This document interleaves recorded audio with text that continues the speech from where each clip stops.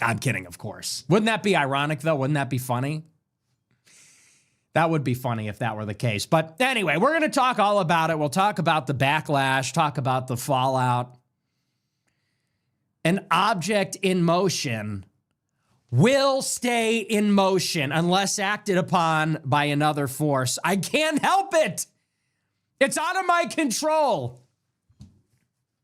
I started the generational run, and I said it was over. I said in December, I said, it was a good year. We had a good run. Next year, back to normal. An object in motion will stay in motion.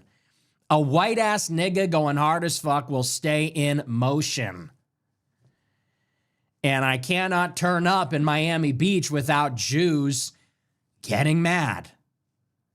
Well, we had fun. What can I say? We had a great time. We had fun. I had fun. For the first time, I was like, wow, I'm having a great time. So totally worth it. But that'll be our main story. We're also going to talk about what else is going on in Miami Beach.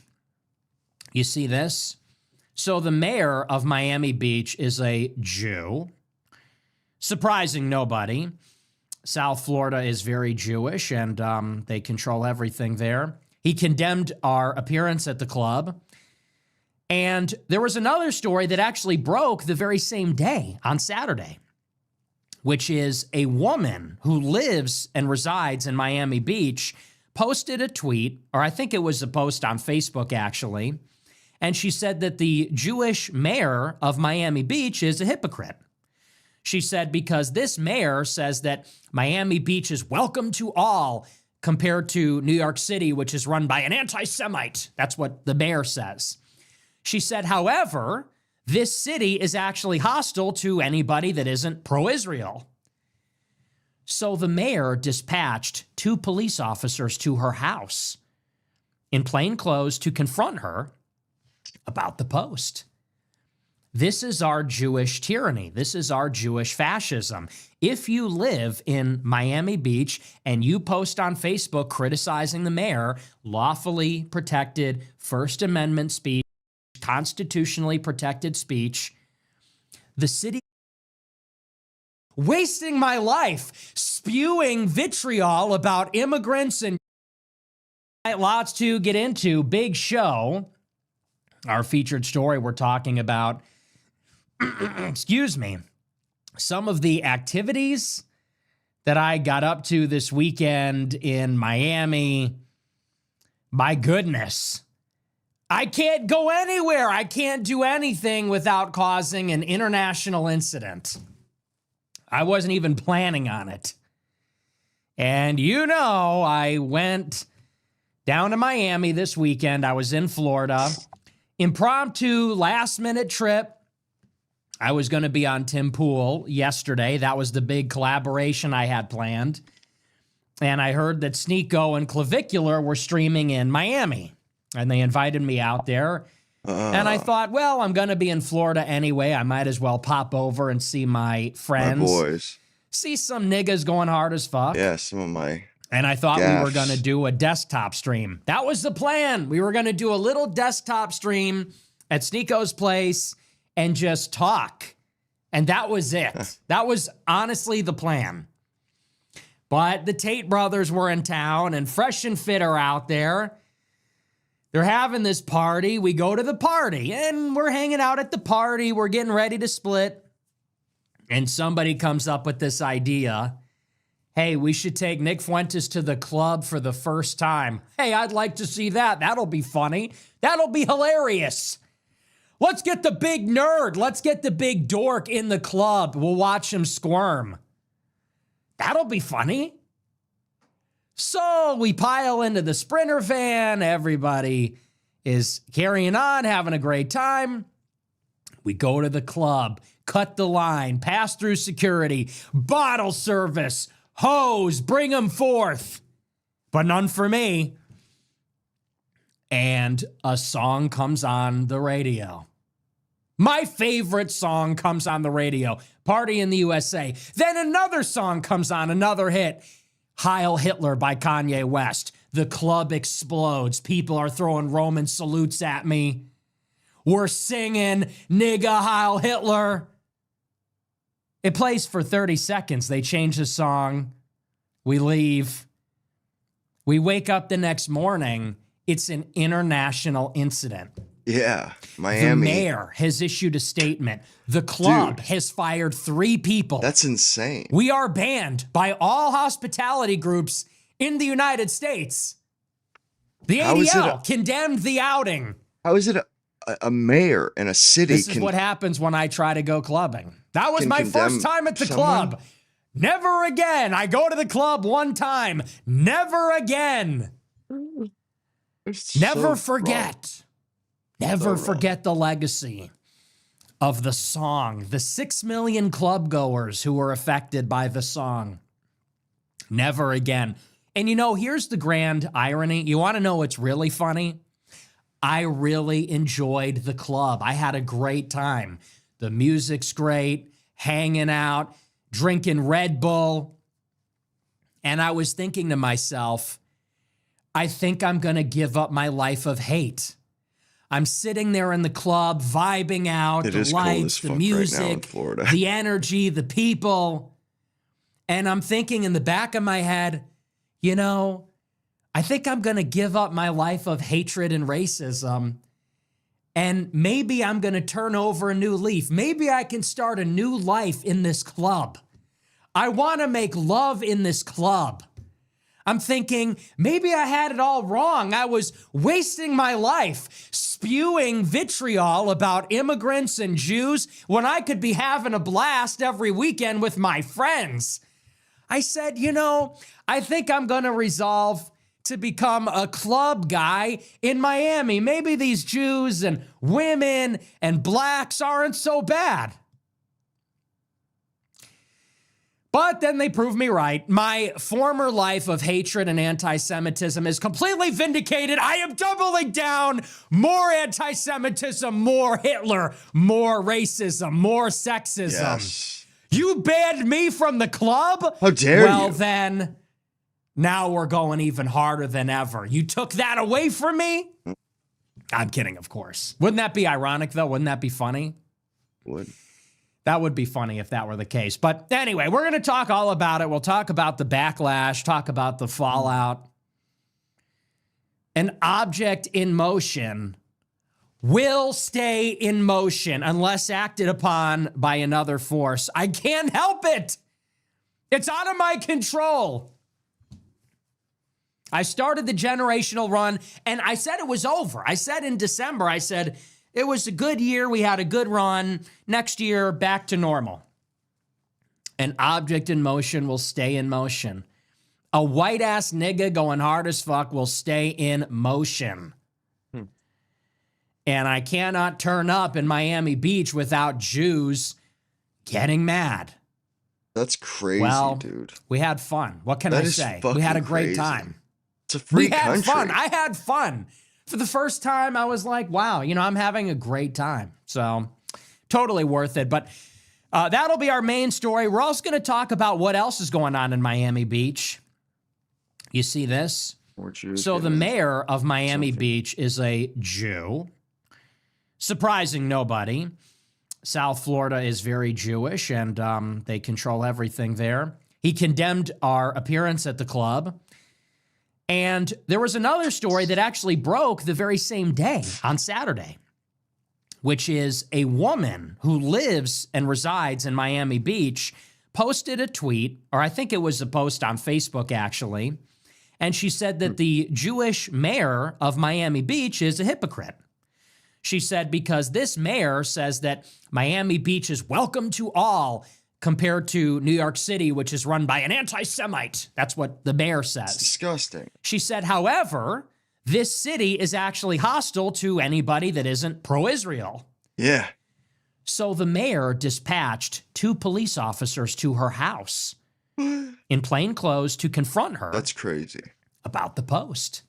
That's wrong. This is our Jewish tyranny. This is our Jewish fascism. Shit. If you live in Miami Beach and you post on Facebook criticizing the mayor, lawfully protected First Amendment speech, constitutionally protected speech, sorry about that. The city government retaliates against you chills the speech with intimidation by sending the cops. And the cops knock on her door and they say, hey, did you post this?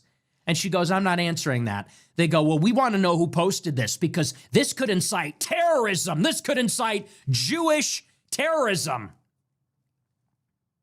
Because she called the guy a hypocrite. No backlash. I have not seen this story anywhere. Now think about these two movies that are playing. On one screen, you've got a group of friends. We go to a club. We play a controversial song for 30 seconds. Just oh my guys gosh, a good time. How must the people in the club, what must they be feeling? They must have their feelings hurt. This is terrible. You're banned from everything. Everyone's going crazy.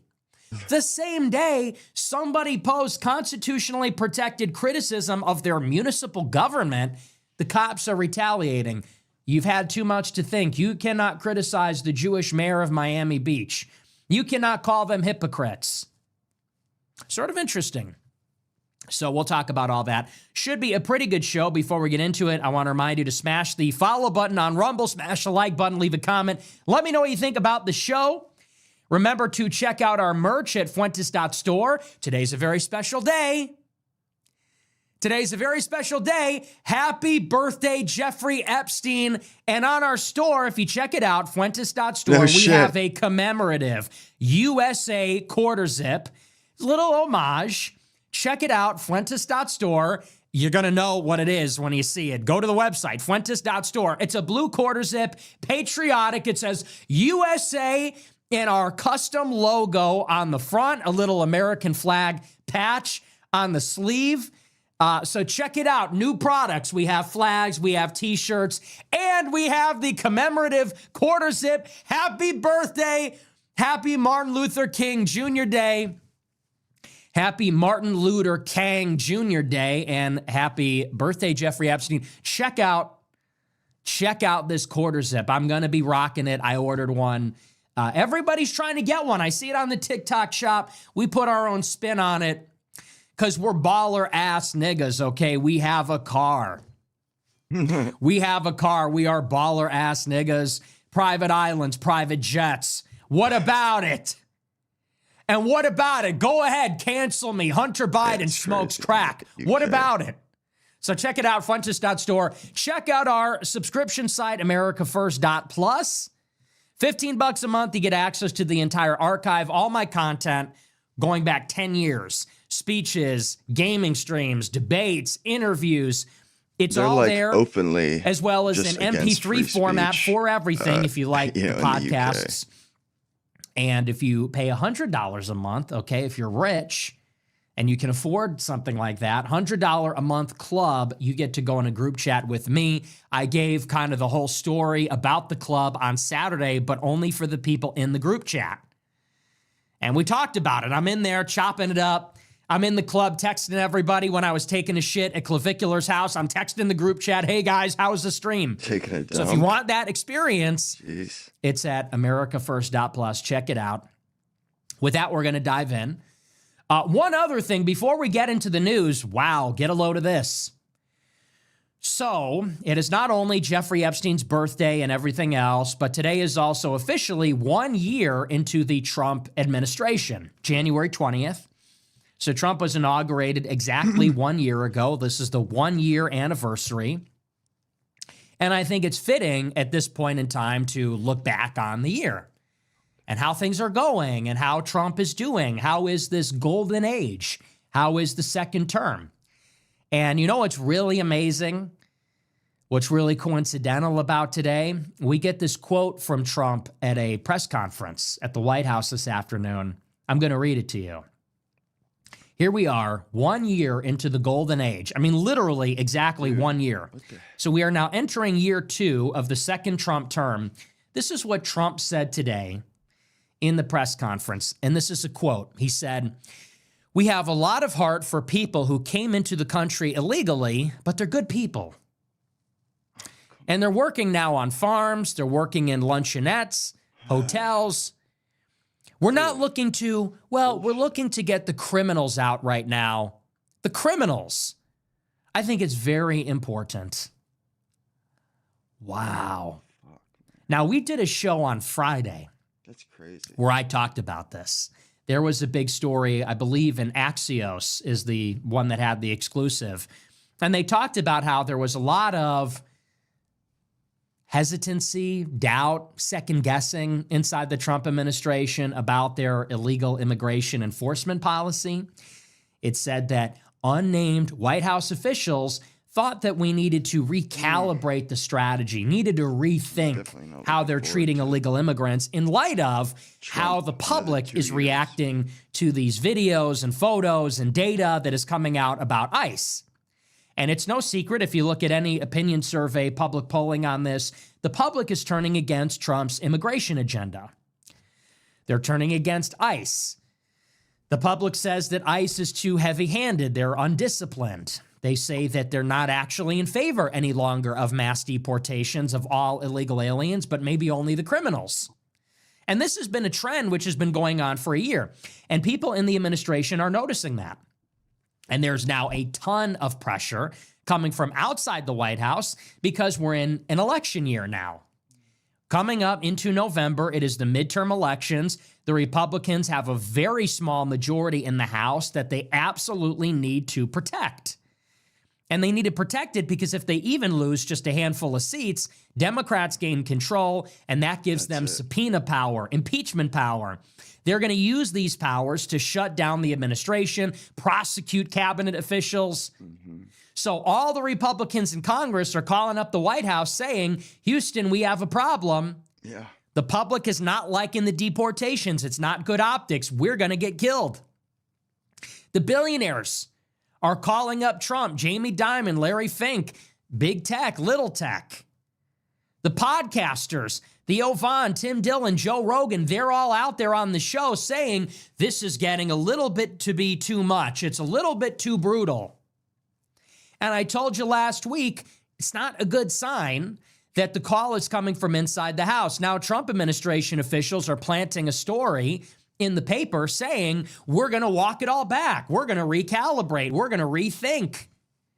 We need to change the strategy. What does that mean? It means we are getting ready to cave to public pressure.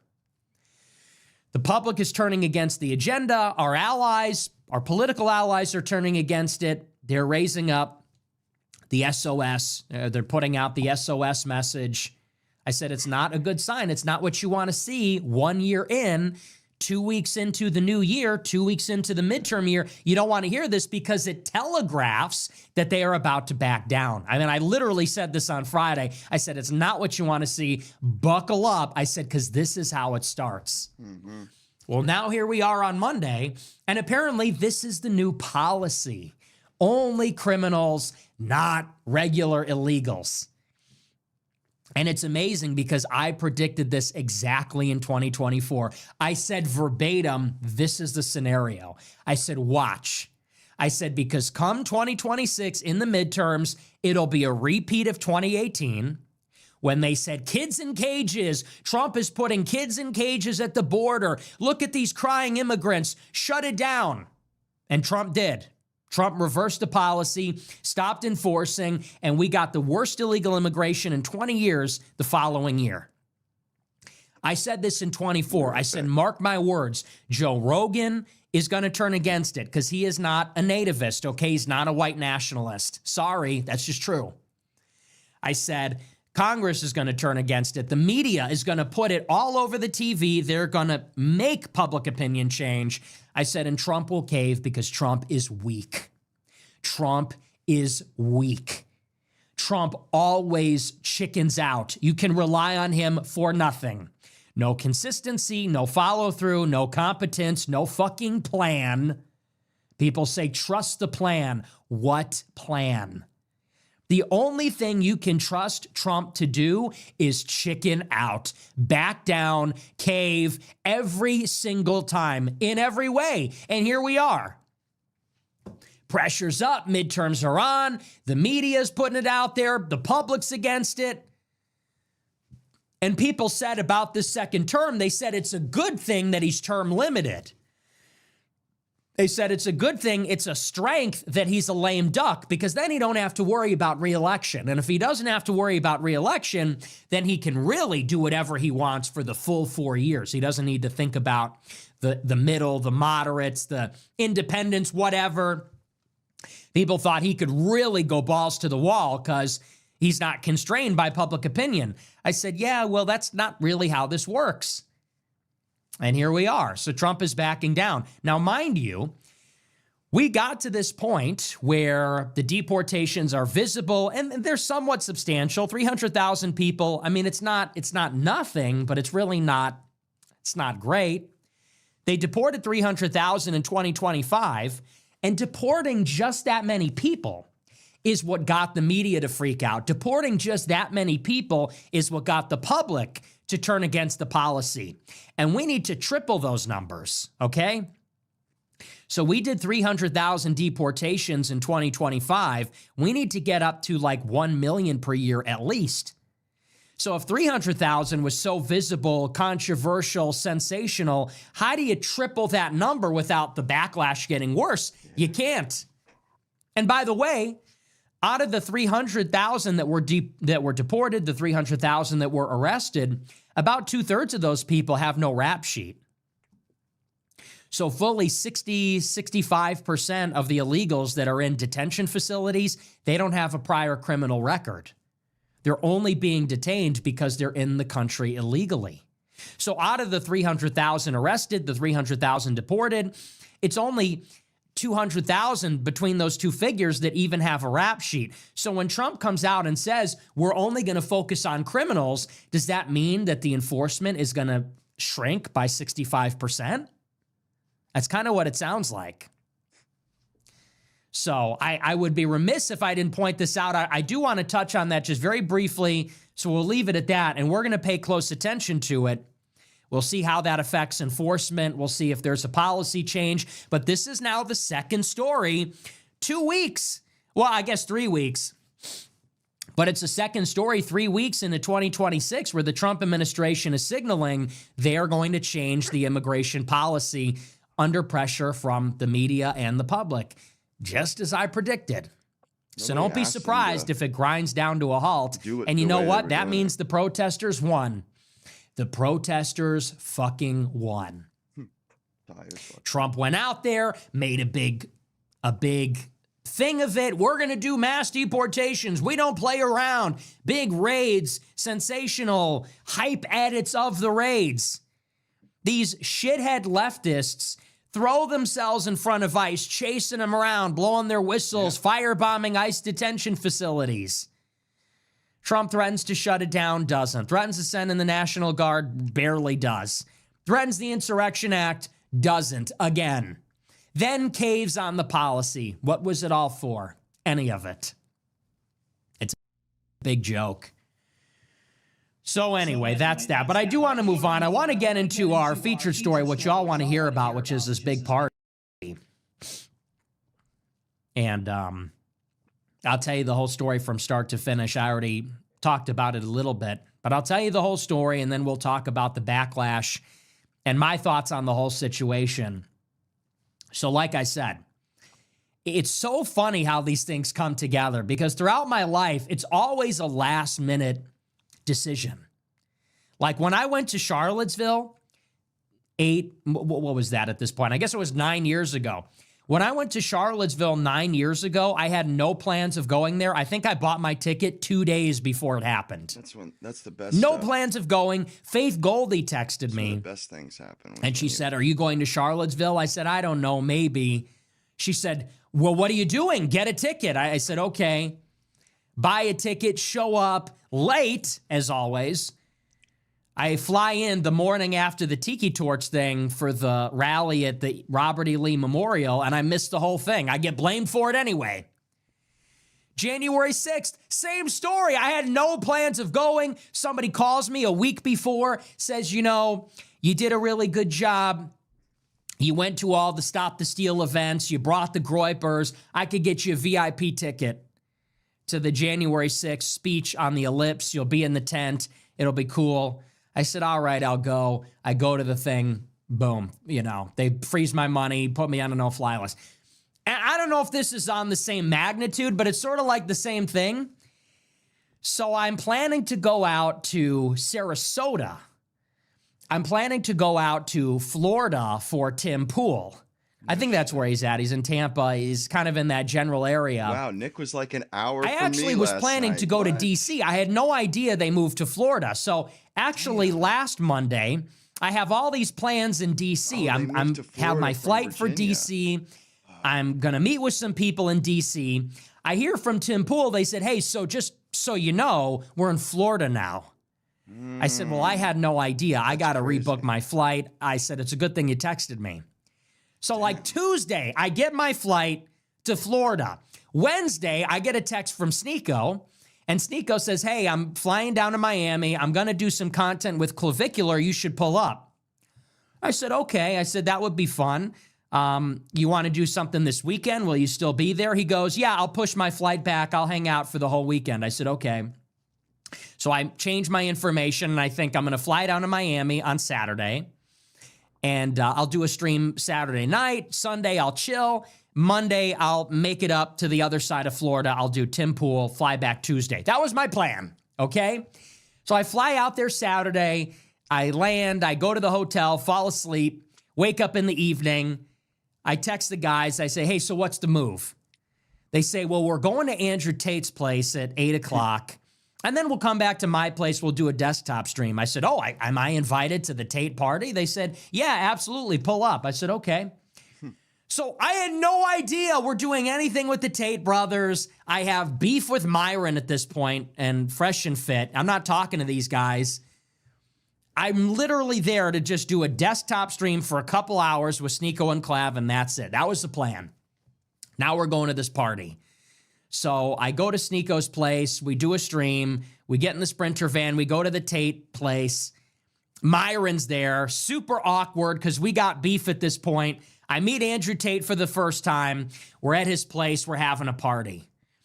And, the party was a good time. They have some food. It was great to meet Andrew Tate and Tristan Tate. I'd never met them before, so it was great to finally shake their hand, sit down, have a conversation with them. They were very gracious, great hosts. So nice to me.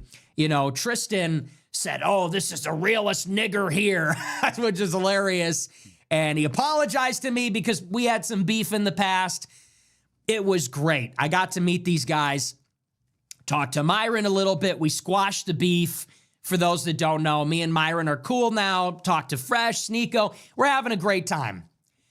We're getting ready to leave the party and just go. Like, we're ready to be done with the night, but we're talking all night. And it's funny because this was the conversation.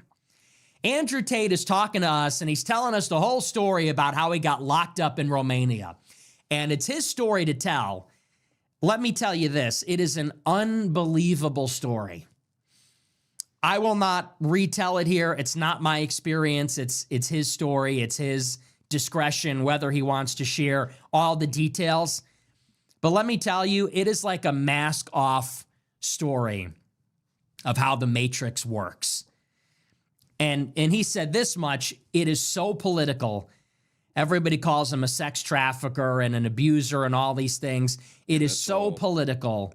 You just wouldn't even believe it, how explicit, how nakedly political it really is. And he's telling us the story. And long story short, by the end of the night, he's telling us young guys, it's me and Sneeko, we're the same age. Clav is 20. He's way younger even than us. Almost a decade. Yeah. And Andrew's sitting there telling us, he goes, the world used to be a fun place. He said it really used to be. The world was fun. I feel bad for you guys, he says, because the world isn't fun anymore. You can't do anything. He goes, what can you do? Go out, go to a restaurant, go to a stupid club, go home. He said, back in the old days, we could do anything. We would just go out with $20 in our pocket. We'd go to a bar. We'd get in a fight. We'd race cars, race the cops, whatever. He said, now you can't have any fun anymore. He goes, and why do you think that is? And we're talking about it. Maybe it's because there's cameras everywhere, social media, attitudes have changed. We're saying the world is just not a fun place. It's just, you can't do anything. And so it's sort of funny. We have this conversation. Somebody gets the idea. They say, well, what if we went to a club and brought Nick? And I'm going to try not to be super offended by that.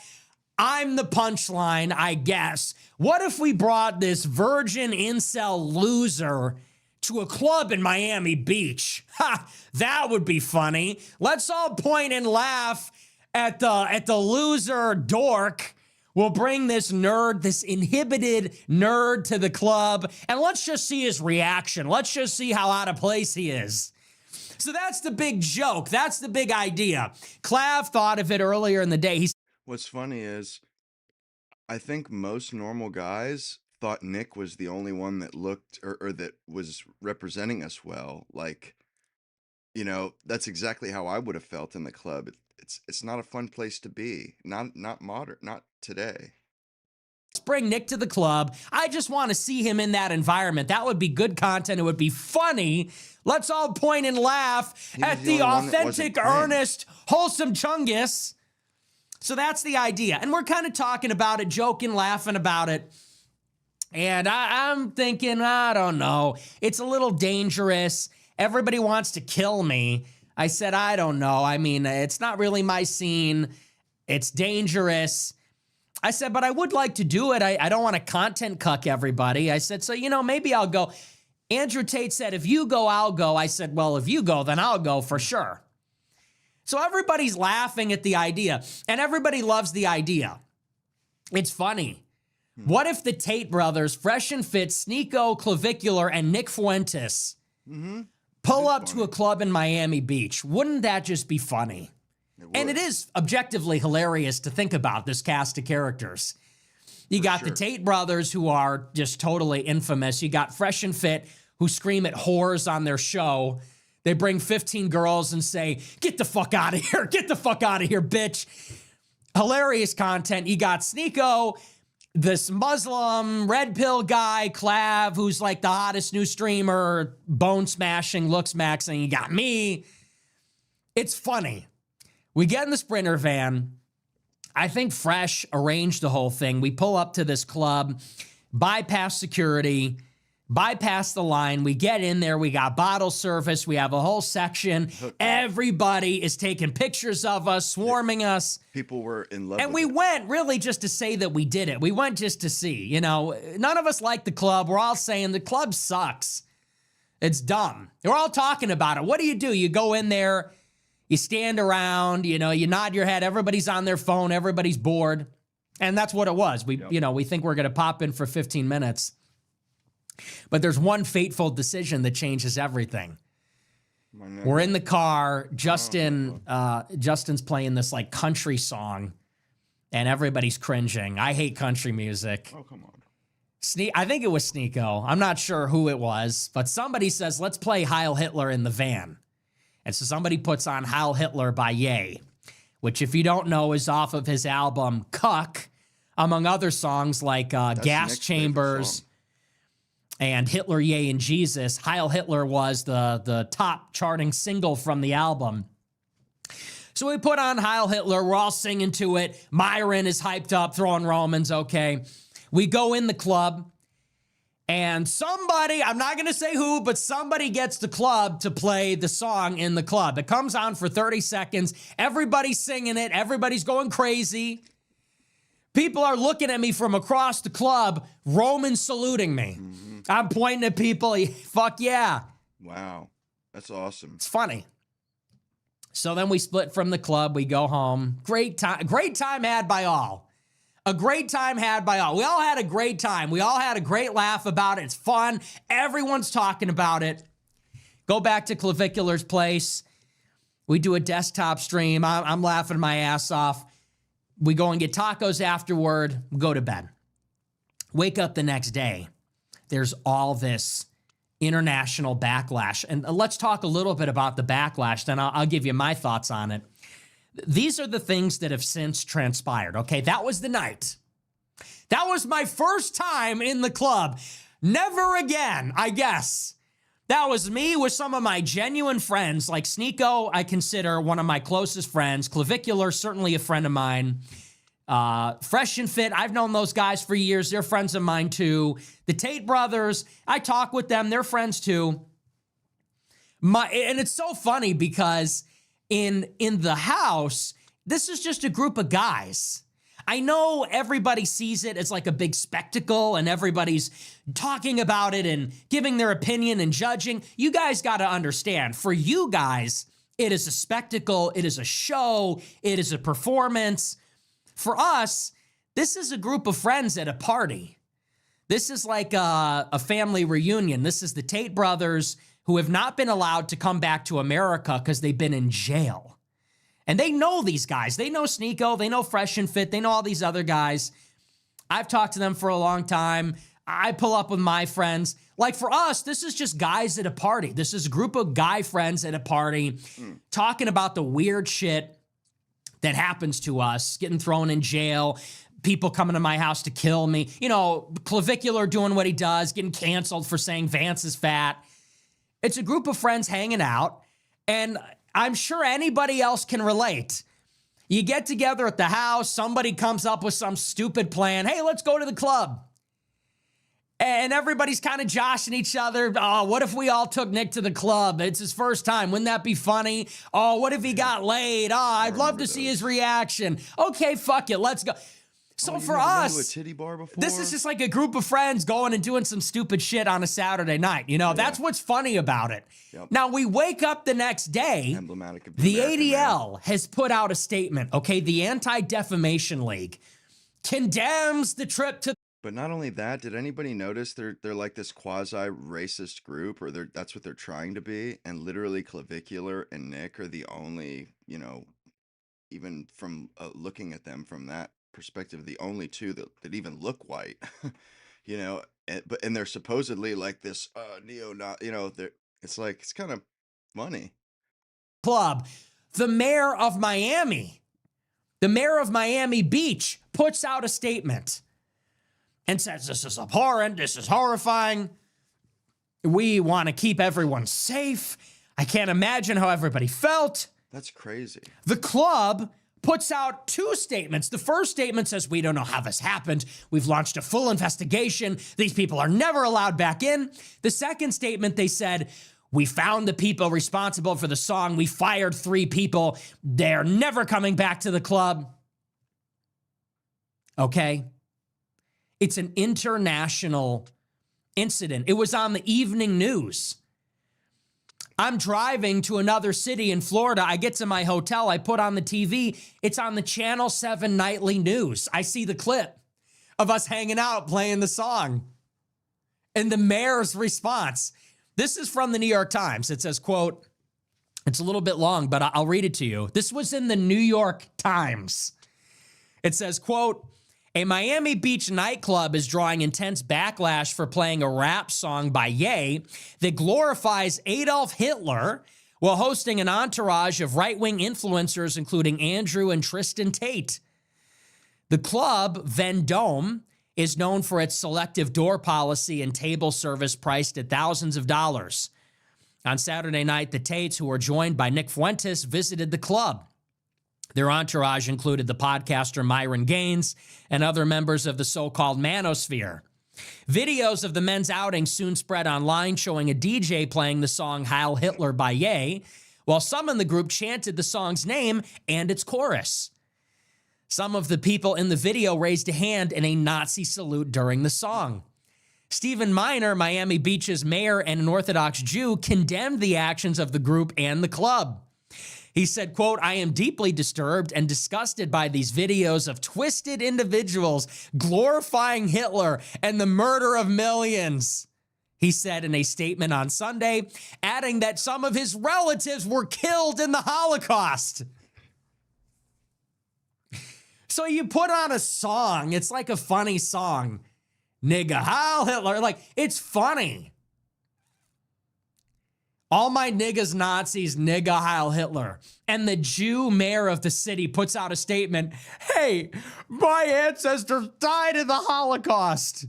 That's not funny. You're glorifying Hitler. That's ridiculous. Dude, shut the fuck up. Fuck you. Fuck your tiny hat. Fuck Israel. Shut the fuck up, bitch. This is America. We have a First Amendment. Shut up. The song doesn't care about your feelings. The club does not care about your feelings. I promise you this. The club does not care about your feelings. No one cares about your feelings. Shut up. So he's crying about his grandma. My bubby died in the Holocaust. You think his song is so funny, don't you? Well, my bubby died in the Holocaust. There's something funny about that. Never forget the 6 billion. I saw Steiny from the Nelk Bros. Dude, I thought we were cool. I thought we were friends. Steiny from the Nelk Boys says, Oy vey, review bomb the club. Are you kidding? Wow. Steiny puts out a tweet and says, everybody leave a 1-star review for the club. It's anti-Semitic. I want everybody to leave a negative review. A negative. Really, dude? Pussy. And then he goes, oh, I was just kidding. Brother, you were not kidding. Seriously. That's how these fucking people are, though, okay? Anyway, it goes on. He said that influencers who spread hate are not welcome in Miami Beach. Anti-Semitism, hate speech, or the normalization of extremist ideology has no place in our Miami Beach community, our nightlife, or any public setting. Yeah. That's not for him to fucking decide. Sex trafficking, prostitution, that's fine.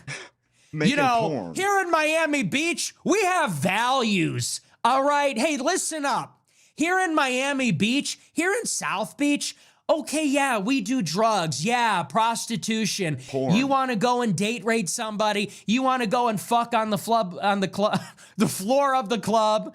You want to fuck on the beach. You want to shoot people. You want to be a gangbanger. That's fine. But we draw the line at anti-Semitic songs. That's incredible. Okay? This is South Beach. We have values. We don't tolerate that kind of immorality in our nightclubs. Asshole. Like, really? Seriously? That's really what it's come to in our country. You want to be like a complete degenerate, hey, knock yourself out. You want to play a funny song? Sue them, arrest them. You're not welcome here. You're banned from the club. You're banned from McDonald's. Anyway, he goes on. The ADL, a group started in 1913 to combat anti-Semitism and prejudice, rebuked the nightclub. Oh, no. The Anti-Defamation League has rebuked the nightclub in a series of social media posts. The group said, quote, imagine being Jewish out for a fun night. Oh. And now No. you're surrounded by people performing Nazi salutes to a song that glorifies the individual responsible for murdering 6 million other Jews. This is not okay. Yeah, it is okay, actually. Honestly, this is I'm America. Literally shaking. Chills. Imagine you're a degenerate Jew pimp and you have 2 whores under either arm and you're snorting cocaine and you're drinking alcohol and you think you're some kind of big shot, when all of a sudden you're surrounded by people throwing Nazi salutes saying Heil Hitler. How dare they? Think of that guy. Try to put yourself in his shoes. Somebody think of him. Somebody think of some nebbish with a Star of David necklace. Because some guys were joking around and having a good time on their night out. And I mean, it's just ridiculous. But we're supposed to be totally accepting of these peddlers of filth. Try and think of some ugly nebbish with disgusting facial hair and back hair and a tiny hat who's just trying to sex traffic some goyim and get them hooked on drugs. And suddenly you're surrounded by people laughing, saying Heil Hitler? How dare they? Did you ever think of how that guy's gonna feel? Like, that's not okay. So that's the ADL statement. The other statement released on Monday by the club, Vendome, said it had fired 3 employees and permanently banned the people involved in the episode. The club did not name the individual guests. The statement said Vendome has a zero tolerance policy toward anti-Semitism or any other form of discrimination. Although Vendome was not aware in advance of the incident, it should have never occurred. During an appearance on the PBD podcast, the episode of which was released online on Tuesday, Andrew Tate said he did not request the song. In a post on Monday on X, Joseph McBride, a lawyer for the Tates, said the brothers rejected hatred. He said if the club is looking for someone to blame, it should start by looking in the mirror. To be clear, Andrew and Tristan Tate condemn anti-Semitism and the glorification of Hitler. Free speech is not a license for hate. I will say this, okay? In defense of Andrew and Tristan Tate, I am going to go to the mat for them 100%. These are my niggas. I like Andrew. I like Tristan, and I am going to defend them here. They went on Patrick Bet-David today, and this douchebag, Adam Sosnick, subjected them to a struggle session. Well, I guess Adam it was only Sosnick Andrew. is a piece of But filth, it was a struggle bro. session. Why do you think that's okay? He's You should have put a disgusting. stop to this. How could you sit there while this song was playing? Oh my gosh. And Andrew Tate said he disavows anti-Semitism and, he's sorry if people were offended and so on. And I saw a lot of people saying, well, he cucked. Well, he's a hypocrite, this, that, and the other.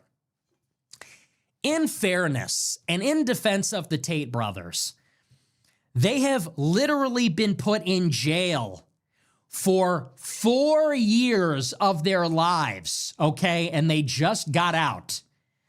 And this is like no exaggeration. You know the story.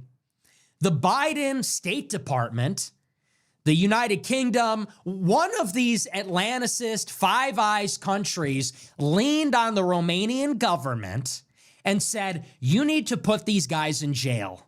They're too based, they're too red-pilled, they're too popular. You need to put these guys in jail. And Romania, a super corrupt country, did exactly that. And that's like no exaggeration, because that's how it works. The State Department, with all its NGOs, the intelligence community in the UK and the United States, they see Andrew Tate as too powerful, too independent, too right-wing. They greenlight him. They pull some strings, they get him thrown in a Romanian prison in this Kafka-esque process, and the guys are put in a cage for years. And somehow, I think largely because of the election of Donald Trump, they're finally able to break free of these charges, and they're still not off the hook. They still have charges pending in the United Kingdom. They tried to come to Florida last year, and the Attorney General says, we have launched an investigation. Some hoe that Andrew Tate used to fuck with says that he beat her, and there's this civil case against him. So I do understand not everybody is in the same place in their career. And if you had residency, if you had your headquarters in some third world shithole, and you were imprisoned for political reasons, you sort of understand maybe where he's coming from. He might not have the same license to say controversial things as everybody else because he's quite literally under the gun in a few jurisdictions. And that's not a joke. It's not a game. It's a delicate situation. So I get that. I know that Sneeko called them out, and I understand that too. Andrew, look, you insulted him a little bit. Andrew didn't throw anybody under the bus. I don't feel personally attacked, but he insulted Sneeko a little bit. You insulted him a little bit. Come on. You insulted him a little bit. Sneeko's throwing it back. I think that's fair game, got called out, singled out. It is what it is. Me personally, I'll defend the Tates and say I get where they're coming from. So anyway, but long story short, that is the backlash of my first night at the club. And it's sort of, when you think about it objectively, it's a completely ridiculous situation. Because that is, at the end of the day, what happened. Everybody's talking about it. Everybody's got something to say. Oh, you're cringe. Oh, this is so cringe. No, this is based. A group of guys goes to the club for like an hour. We play this song. And there are statements being written by lawyers. The club has fired 3 people. We're all banned. Some Jew calls up Sneeko and says, you guys are banned from every major hospitality group in the United States. The ADL condemns it. The mayor of the city condemns it, says, you're not welcome here anymore. It's covered in the New York Times and the Jewish press in Israel. Now, if you're an alien that comes down from outer space and you see this story, you're some uncontacted tribe living in the Sentinel Islands off the coast of India. You see this story. What are you to make of all of this, about how the world works? And think about it. Think about the kind of behavior that is tolerated in this country. You can be racist against blacks. You can be racist against whites. You can be racist against Asians, against Hispanics.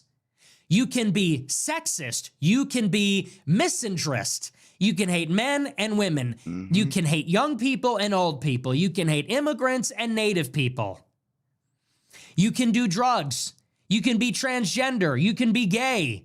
You can go and be the most profligate, degenerate. You can fuck a new person every night. You can transmit STDs. You can be a prostitute. You can turn 18 and sell your body on the streets and advocate for other 18-year-olds to do this. And by the way, all of this is tolerated in Miami, especially in South Beach. If you know anything about South Beach, it is well known. You ever hear Spring Breakers Gone Wild? That's South Beach. It's one of the most degenerate places in this country. People go there to get drunk, be a degenerate, go to these gross clubs. Miami is well known for being a city that has attracted OnlyFans stars, escorts, wannabe pimps, hustlers, scammers. It's what it's known for. No state tax. But tax. the one thing you cannot do, the one group you cannot offend, can't offend the Jews. You cannot offend the Jews. And that's all that we did. That's what the song did. Mm-hmm. It's actually not a song that ideologically supports National Socialism. Like it just transgresses. The song does not say the tenets of National Socialism are this. It's not. It's a song by a black guy, and it's kind of a joke. Mm-hmm. But it does invoke Hitler in a positive way, maybe as an FU, as a middle finger. And that's really why the song was made. The song was made to offend Jews. Yeah. And if you listen to the lyrics, that's what it is. It says, listen, I have all these problems, so you know what? F you, Heil Hitler. And the great crime that was committed in the club, the song played for a minute. Nobody got hit. Nobody got injured. Nobody got hurt. Everybody's fine. What happened is that for 45 seconds, Jews might have felt uncomfortable. If there were Jews at that club, they might have felt uncomfortable that a song played there. And that is a sin.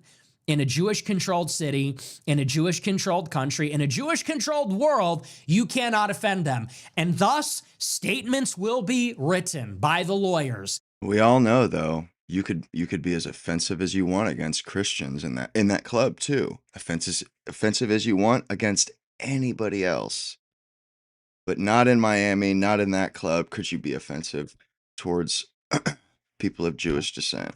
Employees will be fired. The ADL has issued a statement. The mayor has issued a statement. The individuals involved have been punished. Really? And think about all the behaviors that you can get away with in the club. You can open carry in Miami. Okay, that's what the city is known for, is gangsters, drugs, cocaine, weed, escorts, OnlyFans. Think about the behaviors that are tolerated. Miami is the mecca of OnlyFans. If you turn 18 as a young girl, high school age girl, you're a senior, and you decide, I'm going to sell my body on the internet for money, you go to Miami, where there's a 0% income tax. You work from home. You could be a digital nomad. That's what you do. That's fine. You're a whore. You wanna hang with the rich and influential. You want to hang with powerful people. You go to the Miami club. You offer up your body. People in the club are doing blow. They're doing weed. Yeah. They're doing everything you can think of. That's fine. You walk up and down in Miami Beach, they got the inclusivity flag, you know, that like gay pride flag on steroids. All that stuff is fine. That's the country we live in. But again, you put on a song that says Heil Hitler and everybody loses their minds. Now, what are we to conclude about the country other than that this country is run by Jews? This city is run by Jewish gangsters. And what actually are their values? You know, I see Adam Sosnick on PBD. I hate that guy. Losing his mind about this, freaking out. And it's like, dude, you sound like a woke leftist piece of shit when you talk about this issue. And I think about this guy, Adam. He takes so much pride in he's this guy from the club. Oh, I know the best clubs. He's like a proud degenerate. Yeah, that's in his 40s and never married. He claims to be an anti-woke right-winger. He's got a big problem with Muslims, big problem with leftists, big problem with black crime, big problem with black people. He offends Muslims on the daily, offends blacks on the daily, offends me as a Christian, Christians on the daily. When this edgy, edgelord troll song comes on, he sounds like a screeching leftist. Why didn't you get up and leave? You are the company you keep. If you sit at a table with one racist, everyone at the table is a racist anti-Semite. Seriously, bro? So what are your values as a Jew then? Right. All these Jews in Miami Beach, like I said, for them, prostitution, pornography, totally drug abuse, sexual assault, and sexual abuse, that's all fine. Mm-hmm. That's all fine. Abortions. Pimps, players, all that stuff for them is fine. Hey, have a good time. Offend Jews, it's an incident. Well, you know, I don't want to live in that country anymore. I don't want to live in Jewish America anymore. I don't want to live in a country where those are our values. I think that we should have different values. I think that we should live in a Christian nation. I think that we should be more offended that young Gentile women are being trafficked by Jewish OnlyFans. Because that's who runs it. Our women Do you are know, just by the being way, that sold OnlyFans into- was not a pornography site when it got started? OnlyFans was an alternative to Patreon. Yeah. It was just another subscription website like Patreon, like any other one that you can think of. That is until it was acquired by a Russian Jew. And then he transformed OnlyFans into a business where Gentile women are trafficked for money. He turned it into a business where young women turn 18 and it is totally destigmatized. They start selling softcore and hardcore pornography of themselves. And by the way, those are our women. Exactly. There are America women. is the biggest market for OnlyFans. American OnlyFans. This is no different than those rape gangs in Britain, you know, except instead of, you know, the brutality of it, they have just coax these women into destroying themselves on consensually. Yeah, it's awful. Creators are making millions, maybe billions of and dollars. Destroying our Those young are women. American girls. Those are American women that are being trafficked. American women that are given a platform and sold to young American men. Who do you think's buying it? To American men. Well, a rich and powerful Jew takes a cut off the top. Hey, Adam, you got a problem with that? Hey, cocksucker mayor of Miami Beach, Jew, you got a problem with that? Where's the statement on that? Miami is a city where young American women are trafficked, lose their innocence in the service of Satan. Exactly. And equally, young men lose their innocence buying this too. Where's the statement about that? Is the ADL going to protect them? Is the idiot mayor of Miami Beach going to protect them? No, they profit from it. They profit from it. They make money off of it. They encourage it. They are vampires. They suck our blood. They're parasitic. That's fine. It is a vampiric city that steals innocence. That's a city where people are getting hooked on drugs, people are selling their bodies, losing their innocence, and they make money off of that. That is where all of the revenue comes from. They make money that they then use to advocate against our interests with our politicians. They take that money that they have squeezed out of us through our youth, our women and our young men. Then they use it to subvert us in our governmental or our politics. It's pretty parasitic, man. It's like coin clipping or some shit. You troll them a little bit. Oh, now we're going to shut down the club. What's allowed in the club then? That's your country when it is controlled by Jewish gangsters. That's Hollywood controlled by Jewish gangsters. That's Miami nightlife controlled by Jewish gangsters. Jewish gangsters like those Weinstein, are the priorities. rapists. That is what is being injected into the country. That is what is going on here. And so you're damn right I love trolling those people. Absolutely. Love pissing those people off. All day. I love to troll them. Please, cry more. Cry more about the 6 million my ancestors, because I don't give a shit about them. 6 million Holocaust, my ancestors, we do not care.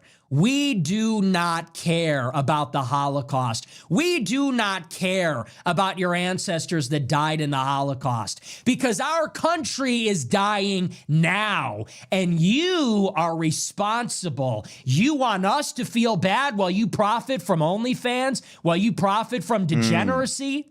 Yeah. You profit from white replacement. Now you expect us to go to your little museum? Fuck you. Sick of it. Dude. This is a Christian country. This is a European country. You bring that nonsense here, you traffic our women, you get our young people hooked on drugs, you profit from it, somebody trolls you and then you cry? Your people are committing a genocide right now. And that's all welcome in Miami Beach. Give me a break. And what they really have a problem with is anyone that calls them on their bullshit. Anybody that isn't afraid, anybody that stands up to them and calls out the hypocrisy, anybody that stands up and calls out their nonsense, the double standard, how they put themselves first, that person becomes target and public enemy number one. And they really don't like somebody that they can't cancel. I've already been canceled. What more can you do to me? At this point, you banned me from the club. I don't go to the club. Well, you're banned from our club. I don't go to the club. We did it as a joke. And now the joke's on you. Losers. So I'd love to see more people playing the song in more clubs in the country. Hell yes. That'd be great to see that happen next. What a joke. And that's if you were, like I said, if you're an alien coming down from outer space and you watch the scene play out, that is what you must conclude about how the whole country works. My perspective on the whole thing, like I said, we had a good time. And what the hell happened to the country? You literally cannot have fun in the country. Think about how many freedoms we don't have anymore. Why do you think everybody is so miserable? You can't do anything anymore.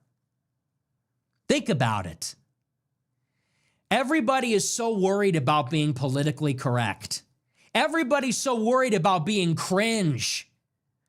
Everybody is so self-conscious. That's why nobody can have any fun. I think about that conversation we had with Andrew Tate. He says, back in the old days, we used to go out and just have a good time. And you want to know why? Because back in the old days, you didn't have everybody watching every move, judging every move. My thoughts, which go deeper than just this Jewish thing, which is what it is, whatever. So many people are judging, oh, this is cringe. Oh my gosh, can you believe what they said? Oh, they don't look cool. Oh, this guy's old. Well, this guy said this. Well, this guy did that. The reason nobody can have fun anymore is because everybody is so worried if you say the wrong thing about anything politically, you get condemned, right? If you say the wrong thing in the realm of politics about blacks, Jews, gays, trannies, immigration, it's going to cause a big fight. You're going to lose your job. It's going to cause a problem. So can't talk about that.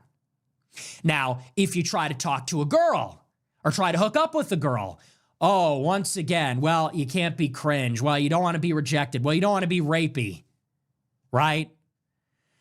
You do the wrong thing, make the wrong move, say the wrong thing. Well, and now that's an incident. Well, now she's calling HR. Well, now she's calling the cops. So we got to be really careful about that category of things.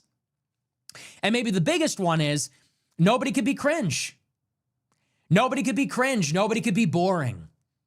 Nobody could stand there in the club, literally not doing anything without being, oh my gosh, look at this guy. Oh my God. Everyone's got their phone out. Everybody's watching everybody else. Everybody's posting it on the internet. Everybody knows we all live under the gun of potentially being blown up, judged by everybody. Somebody's got something to say about it. And I genuinely believe that there's something deeper going on about the whole thing. Forget about the Jewish angle. It's sort of funny that we had that conversation before we went out. We're wondering, why can't people just let their guard down, have a good time anymore? Why isn't there stuff to do? It's because this is our country and everything's illegal. Everything's illegal. The cops have no chill. Basic things like, okay, you're driving a little bit drunk. DUI, life ruined. Get caught with a little bit of narcotics. Arrested by the police, life ruined. You can't do anything anymore. This country sucks. Used to be that we had small towns and cohesive white communities, and when the cops pulled over somebody that was getting into a little mischief or had a few too many drinks, it was boys will be boys, because that cop could relate. He had been through it when he was younger, and we didn't destroy our young men's lives for a mistake. It was like we were still a small community based country where you could make a mistake and it not ruin your life. You could enjoy yourself as a kid. Where's the freedom? Where's the fun? This is supposed to be like the most fun city in the country, Miami. It's one of the only cities where there's actually energy. You can't do shit anymore. It's boring. So I agree. We're being suffocated to death. Such an anti-life society that we live in every way. It's being suffocated by feminism. It's being suffocated by politics. It's being suffocated by normie NPCs, social media. It really sucks. But what didn't suck was Saturday. That was a legendary night. No regrets. I'd do it again. If Myron didn't put the song on, if Sneeko didn't put the song on, whoever put it on, I would have put it on. If I could go in a time machine, if I was like Charlie Kirk, if I was endowed with his powers and I was a time traveler and I could see the future and change outcomes in the space-time continuum, I would do it again. Fuck it. I would do it again. I would put the song on all over again. I put it on twice. I put it on 3 times. And I would have sang all the words, because that's just one legendary night. All the realest niggas in the space. Who wouldn't? The Tates, Fresh and Fit, Sneeko, Clav, me. Balling out in the club, bottle service, Red Bull. Heil Hitler by Ye, blasting in the club, people throwing Romans. Things that AI could never recreate. This is an image that AI could never recreate. One legendary night. It might have cost people millions of dollars. It might have caused some problems. We live for nights like that. People are talking. Let them talk. We had fun. I had fun at my first night in the club. First and last night. This is what happens. Still a nigga. Isn't that crazy, though? That just goes to show this follows me everywhere I go. People say, hey, man, just be normal. Hey, man, just do a normal thing. I go to the club one time. One time. I posted a green text about it. I'm like, looking down, my friends are egging me on. They want to take me to the club. They drag me out. I say, all right, I'll go to the club. Song comes on. It's my favorite song by my friend, Ye. I start to enjoy myself a little. Wake up the next day, we get condemned by the mayor of the city for going too hard. But you know what? I would not prefer it any other way. You're not a real nigga if you don't go to the club and the mayor of the city puts out a statement. Thank you for doing your part, Jewish bitch. Thank you for doing your part. We appreciate it. Thank you for letting us aura farm. We cannot turn up in the club without the mayor of the city condemning us. The club bans us. The ADL is mad. It's in the New York Times. Headline, Nick Fuentes goes to the club for the first time. Yeah. So thank you for letting us aura farm. That's what happens when we have too much fun. That's what happens when we turn up. Sorry for party rocking. Sorry for going too hard for one night. So I thought it was great. But you know what? These people are pushing too far, man. They really are. And if people were not anti-Semitic before, stuff like this makes them anti-Semitic. It does. You know? Because where's the grace? Where's the charity? And who's the people Where's the oppressing honesty? us?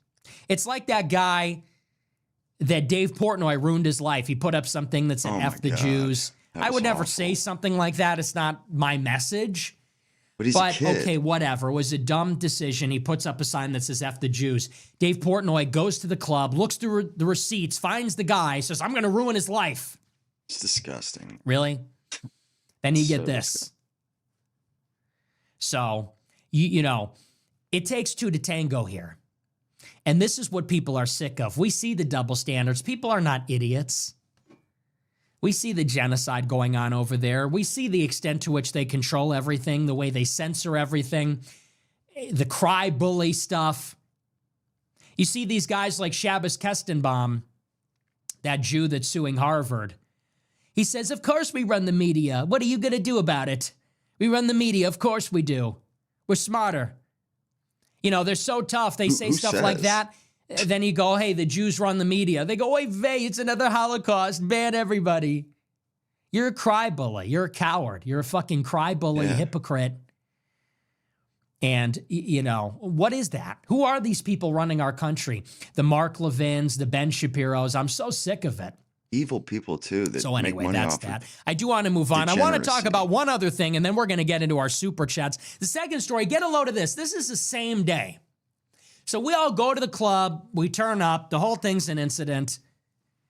The same day, the same morning that we all go to the club, there was another incident in Miami Beach, which is this. So there is some lady, some random lady, I don't even know who she is.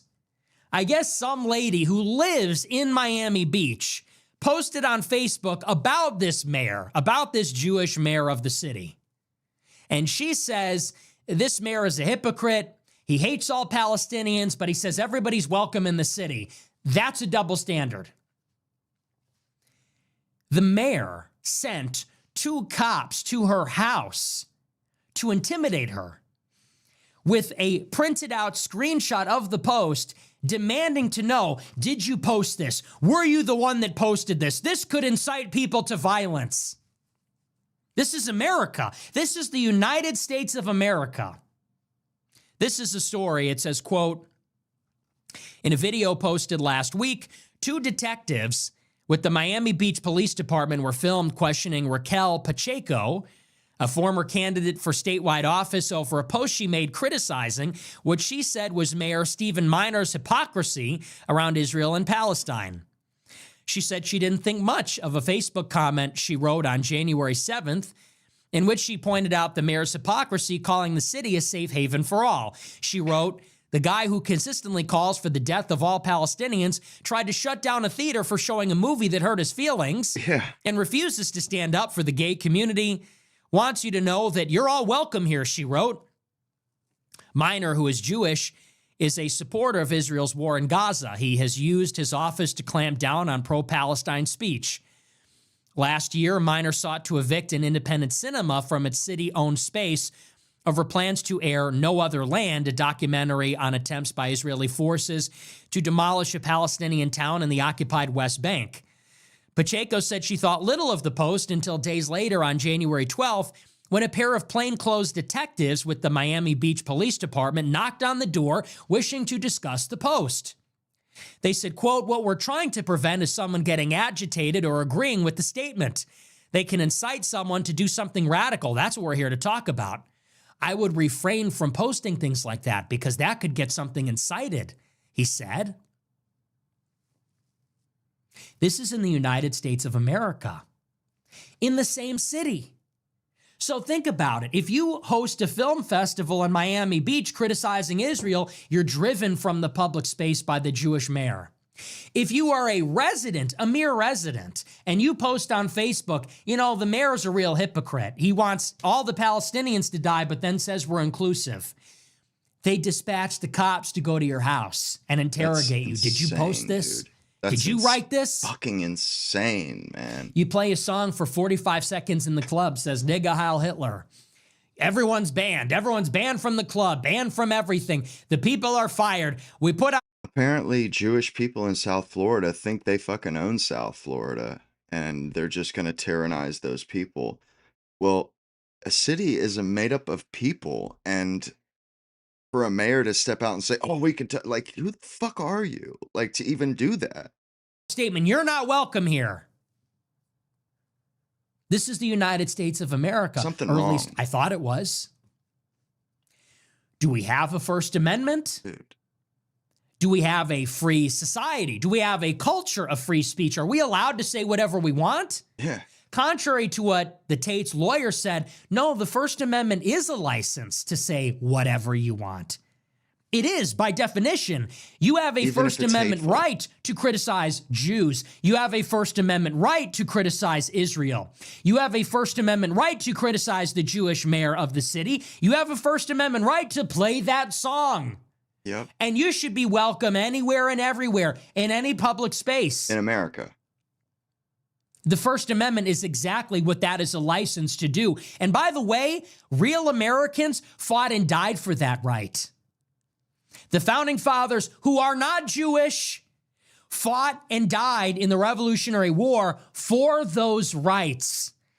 Fought, died, sweat, thought, everything you can think of to produce this country, to give us independence, to give us a Bill of Rights, so that their posterity, so that their descendants would have these rights to a free and open society.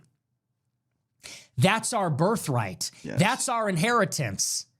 That is what we are entitled to as Americans.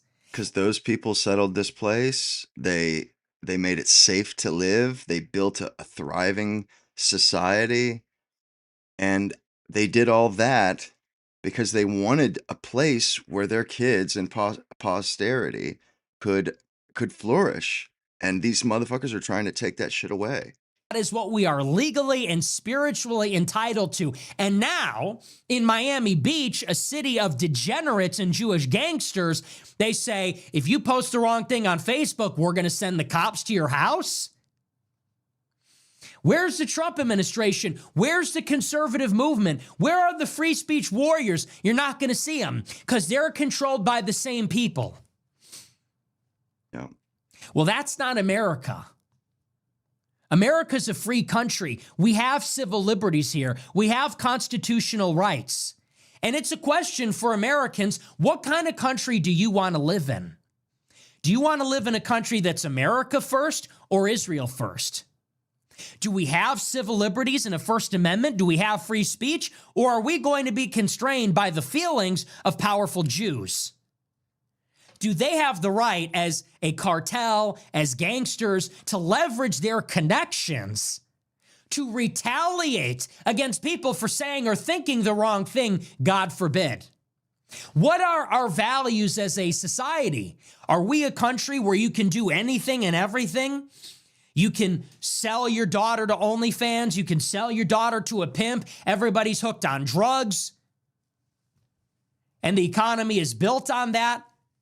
Or do we have a country where we have Christian values and we actually want to promote virtue?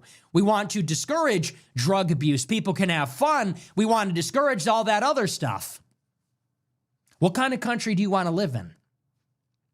And what are you willing to do to fight for it? Are people willing to talk about the issue? Are people willing to sacrifice to talk about the issue? Because that's what it is. It's crazy. The things that are tolerated. And think about it this way. This is what I think of. Okay, I'm a white person. All right. And thank you to Tim Pool. I did his show the other night. They took a picture of me. I think that's the whitest I've ever looked. I've got a red beard. I've got green eyes. I've got a pale complexion. He looks whiter than me. Light brown hair. Look, I'm a white person. And do you know what has been tolerated in this country for the past 25 years? It is the most obscene, the most offensive, the most genocidal rhetoric against white people. Think about it. Think about what they've said about us. They say white people are going extinct. That's a good thing. They say this is a space where we want fewer white people. They say we don't care about your white tears. Shut up. It's time for white people to get to the back of the line. White people are inherently violent. White people cause all the world's problems. White people are evil. You should think about not having kids because we need fewer white people in the world. We can't wait until you're all gone. What would you call that other than genocidal rhetoric? What would you call that other than hatred, racism? What else could you possibly call all of that rhetoric? And that is being promoted in Hollywood, on social media, by some of the richest and most powerful people, and nobody cares. Oh, yeah. Do people get fired over that? No. Do people lose their jobs? No. Do people get banned from things? No. Are there statements from the ADL? Never.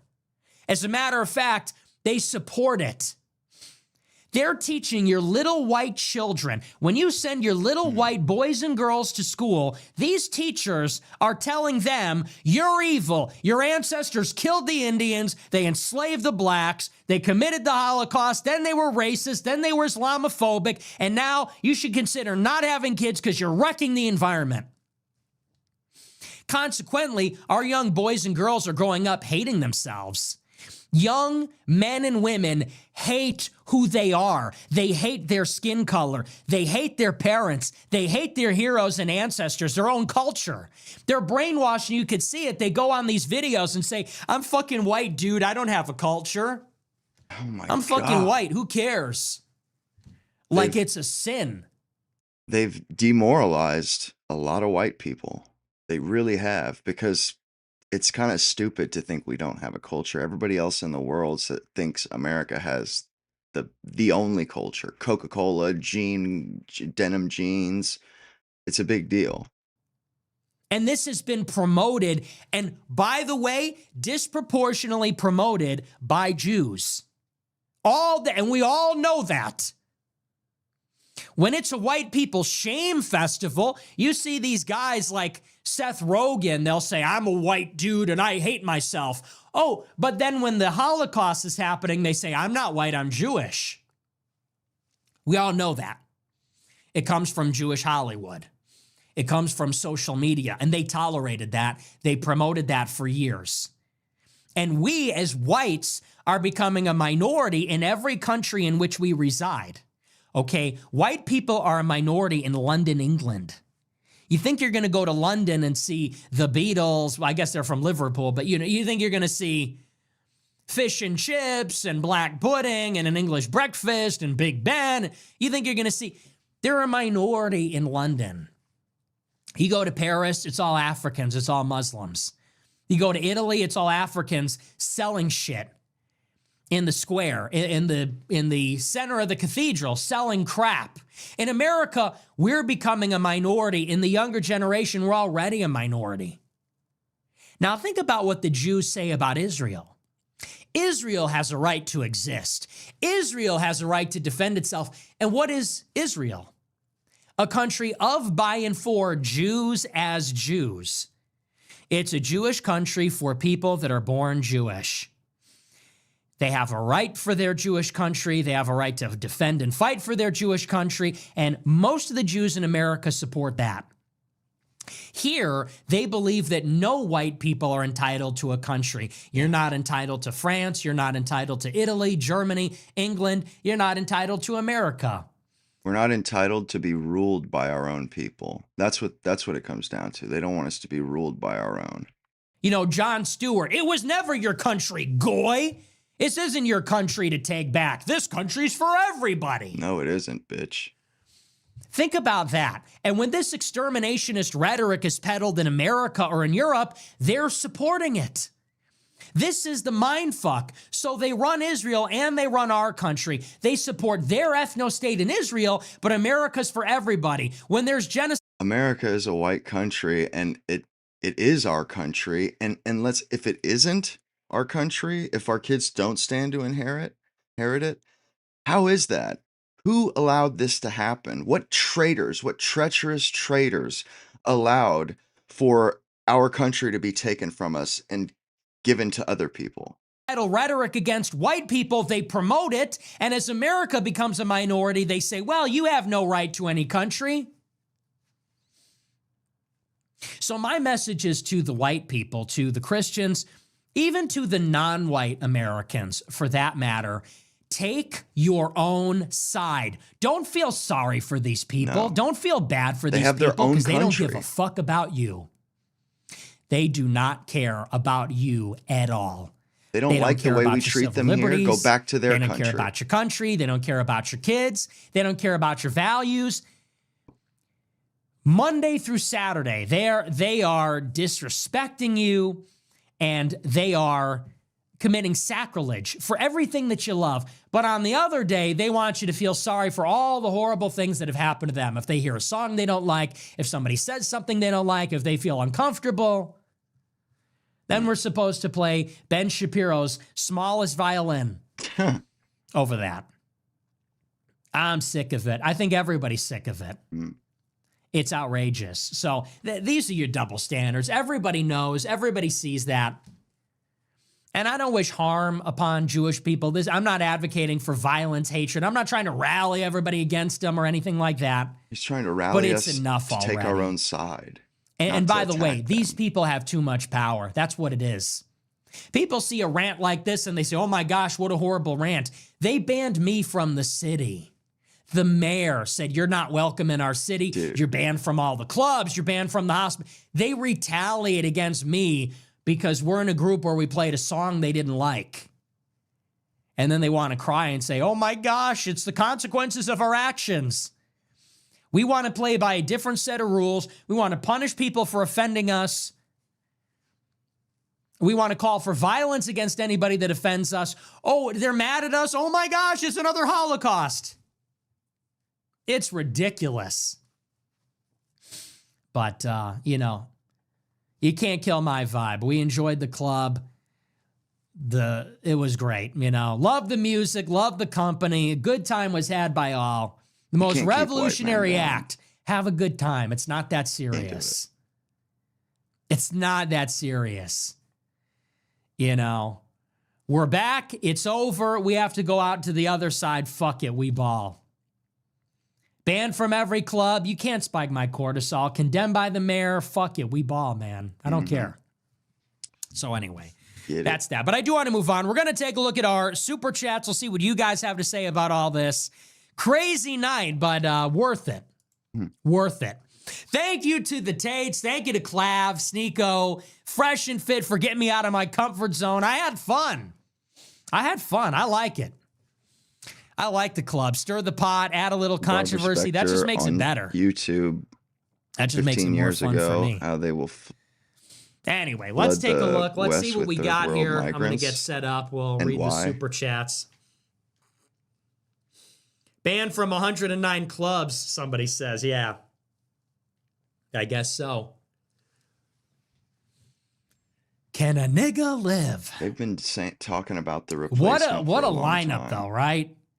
I love it. The Tates, Fresh and Fit, Sneeko, Clav, me. I love it. Clav is great, man. Sneeko's great. Sneeko's the homie. The Tates are great. Fresh and Fit's great. A good time was had by all. All right. Let's read through these. And it was fun. It was fun, funny, and harmless. You know, nobody got hurt, played a song. And by the way, I will just say this much. The song is so awesome. Like, when I hear that chorus, You know who got me back into it is Clavicular. Because I hadn't really played that song in a while, but Clav started playing it, and I started listening to it again. And first of all, the song just goes hard. They have that production from All Quiet on the Western Front, you know, the da-da-da from All Quiet on the Western Front, that movie. I think that's where they got it.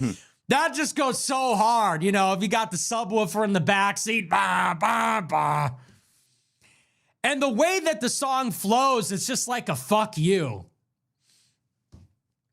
All my niggas, Nazis, nigga, Heil Hitler. And it's funny because the song's like triumphant. You have these horns playing in the background. It sounds like a military song. It's like a triumphal military song. Nigga, Heil Hitler just sounds like fuck it. Nigga, fuck you. Great song. So I like got back into it. The song is awesome. And I heard a rumor that Ye was mad about it. Bro, why are you mad about it? Your song. I don't know if that's true. He didn't text me about it. But I saw some people on Instagram, they said, oh, he's not happy about it. Bro, it's your song. Welcome aboard. Why? It's a great song. It's an awesome song. How are we gonna, we can't go back on that awesome song. We can't go back on the album. We're not going back. It's like the DNC. We're not going back. So, I think it's great. But anyway, you know, he was proud because I was there when he was making that song. When I was out there in Spain, he was making that song. And he was like, this is one of my top 5 songs of all time. He's like, you got Runaway, you got St. Pablo. He goes, this is one of my top 5 in my catalog of all time. This is one of the best songs I've made. He's proud of it. And he should be. It's an awesome, and he destroyed the Matrix with the song. So, Yeah. I think it's great. I think it's so great. And I love these demonstrations of fearlessness because we are ruled by fear and shame and all these other things. Oh, there we go. Everyone knows it. Everybody comes up to me and says, hey man, I love what you're doing. Keep up the great work, because they can't say what I say. Everybody is afraid. Everybody is constrained. Everybody is suffocated. And so when you see somebody just sing it out loud for all to hear, you know, spreading cheer for all to hear, singing out loud, nigga Heil Hitler, you're like, yes, finally, someone that just doesn't care. You love it. All right, anyway, let's take a look at these. Noticing since 03 sent $30. Been a mechanical maintenance technician for 20 plus years and I work in a legacy steel mill. You said you like mechanical things. Biggest job I've been a part of was changing out a bull gear with 2 bearing. Total weight was around 60 tons. Gearbox is driven by a 16,000 horsepower DC motor. Cool stuff. Big fan. God bless you. Okay. That's a crazy... You said like mechanical things. Blah, blah, blah, blah, blah. Okay. Well, thanks, I guess. Real human being sent $20. You are white. Thank you. I appreciate it, but like, okay. Real human being sent $20. You are white-pilled. Clav is black-pilled. Your most formative years were during the Trump Senepi dark. Clavs were Biden Corona hell. You see hope where Clav only sees a sinking ship, a carcass being eaten by vultures. So he joins the vultures to take what he can, and shakes his head at you trying to revive the carcass. It's not that deep, bro. He's just looks A young messed up. kid. His hairline sent $20. Do you not realize the live stream is incentive for someone to do something stupid to you? And you're out here with a security guard who can't be bothered to get Shut the up off. fuck up. Concern troll. 5 Mile Grower percent $25. Sad to hear Candace Owens was diagnosed with Macron derangement syndrome. Our thoughts and prayers go out to the farmer family. 0 Day Grower percent $20. The Charlie Kirk paradox. Israel allegedly killed him for almost talking about Jews, while at the same time Israel also wants anti-Semitism to increase so they can tighten free speech laws. Nugents think it's everyone versus the Jews, when in reality the left is still our enemy. Oh, well. Bob Conner sent $30. Joe Biden passed the Infrastructure Investment and Jobs Act, 2021, Chips and Science Act, 2022, Inflation Reduction Act, 2022, provoked Russia into a protracted war of attrition which has strengthened the American empire's global position. 10 million illegals providing cheap labor good for industry. Biden equals Wang. Okay. Dante 1099 sent $20. Hey Nick, just saying, if you're already getting thirsty women sliding into your DMs and you're the one turning them down, by definition, you're no longer an incel. You're out of the club, unk. Surferboy 1987 sent $35. Crowder has been pretty good lately. He did recently mention that he doesn't agree with you as to the extent of Jewish influence. He cited the fact that Cuba has a lobby in USA, but we aren't deposing the president of Harvard and installing a Cuban. Amazing. Cooper's bean sent $25. Flick me. Come on, please. Goy Crusader sent $100. No message. Thank you for the big super chat. These super chats suck. Surferboy 1987 so sent $24. Be careful not to lose aura. America First Assyrian Okay. sent $25. Tim thought he was snapping with that weird-ass Lord of the Rings reference like, brother, we have no clue what you're talking about. I don't know Super what that Chatter is. 725 sent $20. Nick, you are 100x more attractive than clavicular. He has lost almost all of his brain cells from drugs and bone smashing. You are so well-spoken, handsome, funny, and smart. Please keep the beard. It's Jon Snow aura. That's Big not heart true. emoji. He's way better looking than me. Are you kidding me? Don't just stop the cope, man. Just stop the cope. We can respect. We can admire. It worked. He ascended. He looks max. Now he's like, what would you call that? Chad or Chad? I guess he's Chad. I was going to say Chad Light. I think he's probably a Chad at this point. So we don't have to cope with all that. Sailing Boy sent $50. Glad you're safe. We're praying for you. Also, what did you think of Tristan Tate? I thought he's great. I love Tristan. Great guy. And I like Andrew too. Generational Noticer sent $30. You were brought up at OSEA class today. We talked about how as Catholics we don't believe in Zionism. Someone brought up the Get Back to Work Matt Walsh clip and everyone laughed. Grow wipers are everywhere. Awesome. Very cool. Based Irish Templar sent $20. Bro let his friends convince him to go clubbing for the first time and it turns into a 1920s Munich beer hall level cultural flashpoint. Can a nig live? W. Sneeko for prioritizing your safety and not cucking out in the aftermath like Tate did. What a disgrace. Even Brett Cooper has more balls than Tate apparently. Wank. Like I said, I will defend the Tates. The Tates are in a different set of circumstances. And I am the authority to say that because I have skin in the game. I've said everything, and I have skin in the game, and I've gone through it, and I have authority to say that. If you're some random on the internet saying, he should just go all in, it's like, okay, you have not gone to jail in Romania for your views. You have not gone in jail for becoming so powerful and influential that, Right. you know, the State Department wants to shut you up. So I am going to defend him and say we're not all in the same boat, and I think that's reasonable. He didn't apologize. He didn't throw anybody under the bus. He could have easily gone up there and said, you know what? I want nothing to do with Check Nick that shit Fuentes. out. I want nothing to Yo, do with isn't these that guys. dope? Look They at the played the size of- song. that's a I real didn't. Nazi They're anti-Semitic. flag. I'm not. I apologize. Like, he could have went much Huge. further. He was trying to walk, I think, a very thin line, and it's a different set of circumstances for him. So, because here's the difference. If he makes the wrong move, he could go to jail, okay? They could lock him up for like 10 years. He's got kids. He's got multiple wives. I don't support that. He's but got a harem. he's got a bunch of kids. He's got to take care of them. He's got a crew of like 100 people he's got to take care of financially. And so you want to blow all that up Hell yeah. That over shit a is song? dope as I mean, fuck, man. you know, so... Motherfucking real deal fucking Nazi You know, flag I don't from know if I Nazi would have handled it Germany. exactly Dude, the same that way, shit but I'm is not so him, and I'm not fucking in his dope. shoes. Goes And so it's his hard. prerogative to respond how he wants. He didn't trash us. He insulted Sneeko a little bit, but he's got like a simmering feud with him. Scotland Yard. Hell yeah. I So love I don't have a problem with it. Virginger 5196 sent $20. Did you see that Pierce had hip replacement surgery? Do you think he said me hip died in the hospital? I did, yeah. Groiper curse, man. Groiper curse. Hate to see it. Piers Morgan just can't catch a break. Dr. Suds, me, a couple of steps. He's got a lot of enemies out there. He should watch his step and be careful. That's karma, though. That's your Groiper curse. He acted like a total piece of shit. He fell, broke his hip. He got what he deserved. You know? He attacked my father. He's inciting a mob to attack my father. He knew what he was doing. He's a scumbag. He's a subhuman. He fell and broke his hip. Well, he's a piece of shit boomer. So, Groiper curse. Too Groiper sent bad. $30. Grow wipers. Handshake emoji. Sneeko W Brown clown. W. Brown. Sneeko's not a brown clown. Come on now. Sneeko's a brown goat. We love Sneak Goat. W. Brown clown. That's crazy. Clav is funny, man. I love, here's my favorite Clav is, he goes up to people, he goes, "What's up, brother?" I love that he calls everybody brother. "What's up, brother?" He's got the nigga hat on. "What's up, brother?" Brown clown.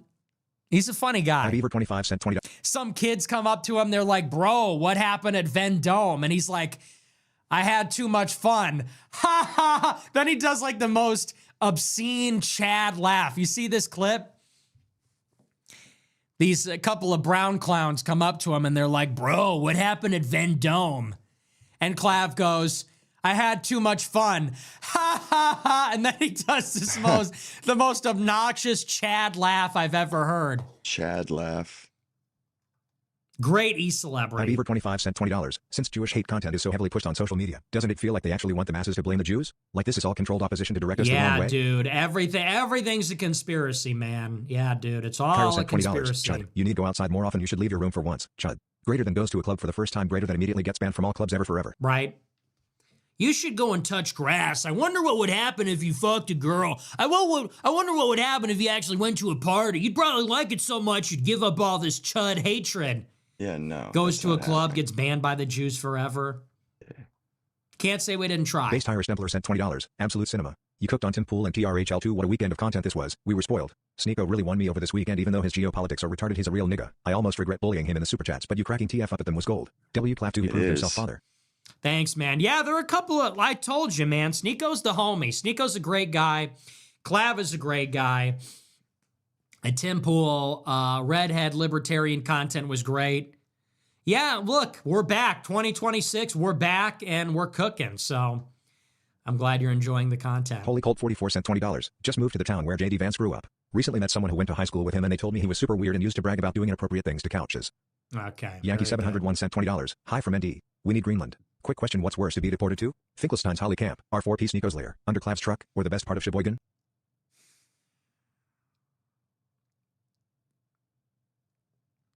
See, a guy like this is just a complete idiot, you know. Guys like this, you just can't, they can't be in the friend group. Guys like this make a joke like that, and then you slowly ice them out of the friend group. Hey, quick question. What's worse? Finkelstein's me mom died in the Holly, raved Sneeko's lair, Clavicula's Cybertruck, or Sheboygan?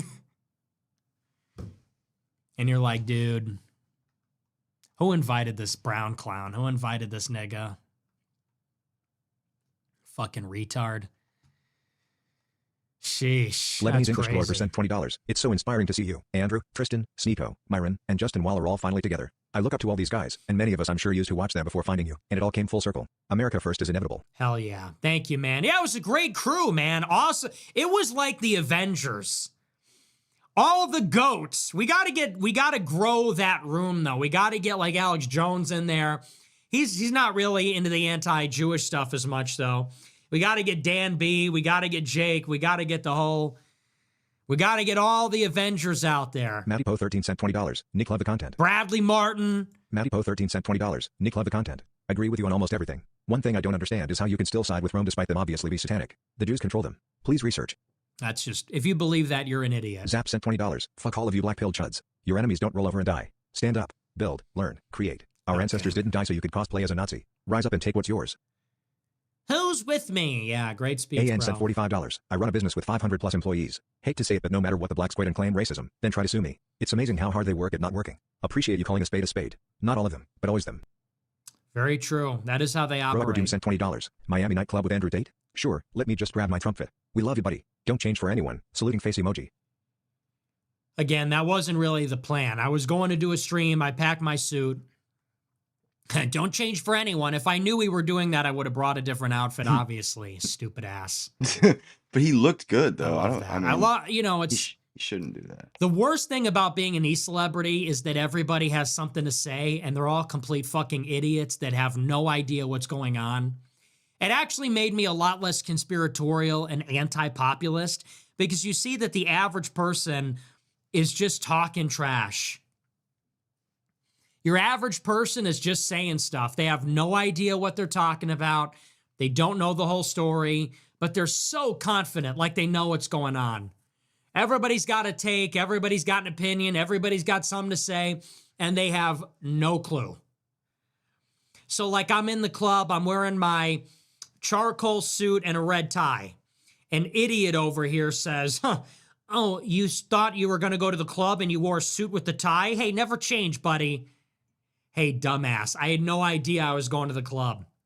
That's what Sneeko and Clavicular were wearing all week. They went to Hugo Boss. They bought Hugo Boss suits. I brought my Hugo Boss suit for that stream, and we wound up at the club later, okay? But you don't know that because you don't know what you're talking about. But you got an opinion anyway. Well, congratulations on your opinion. But honest to God, And I'm telling you this as a human being. I'm telling you this as a fellow human. I'm somebody that was a regular guy. Now I'm quite famous.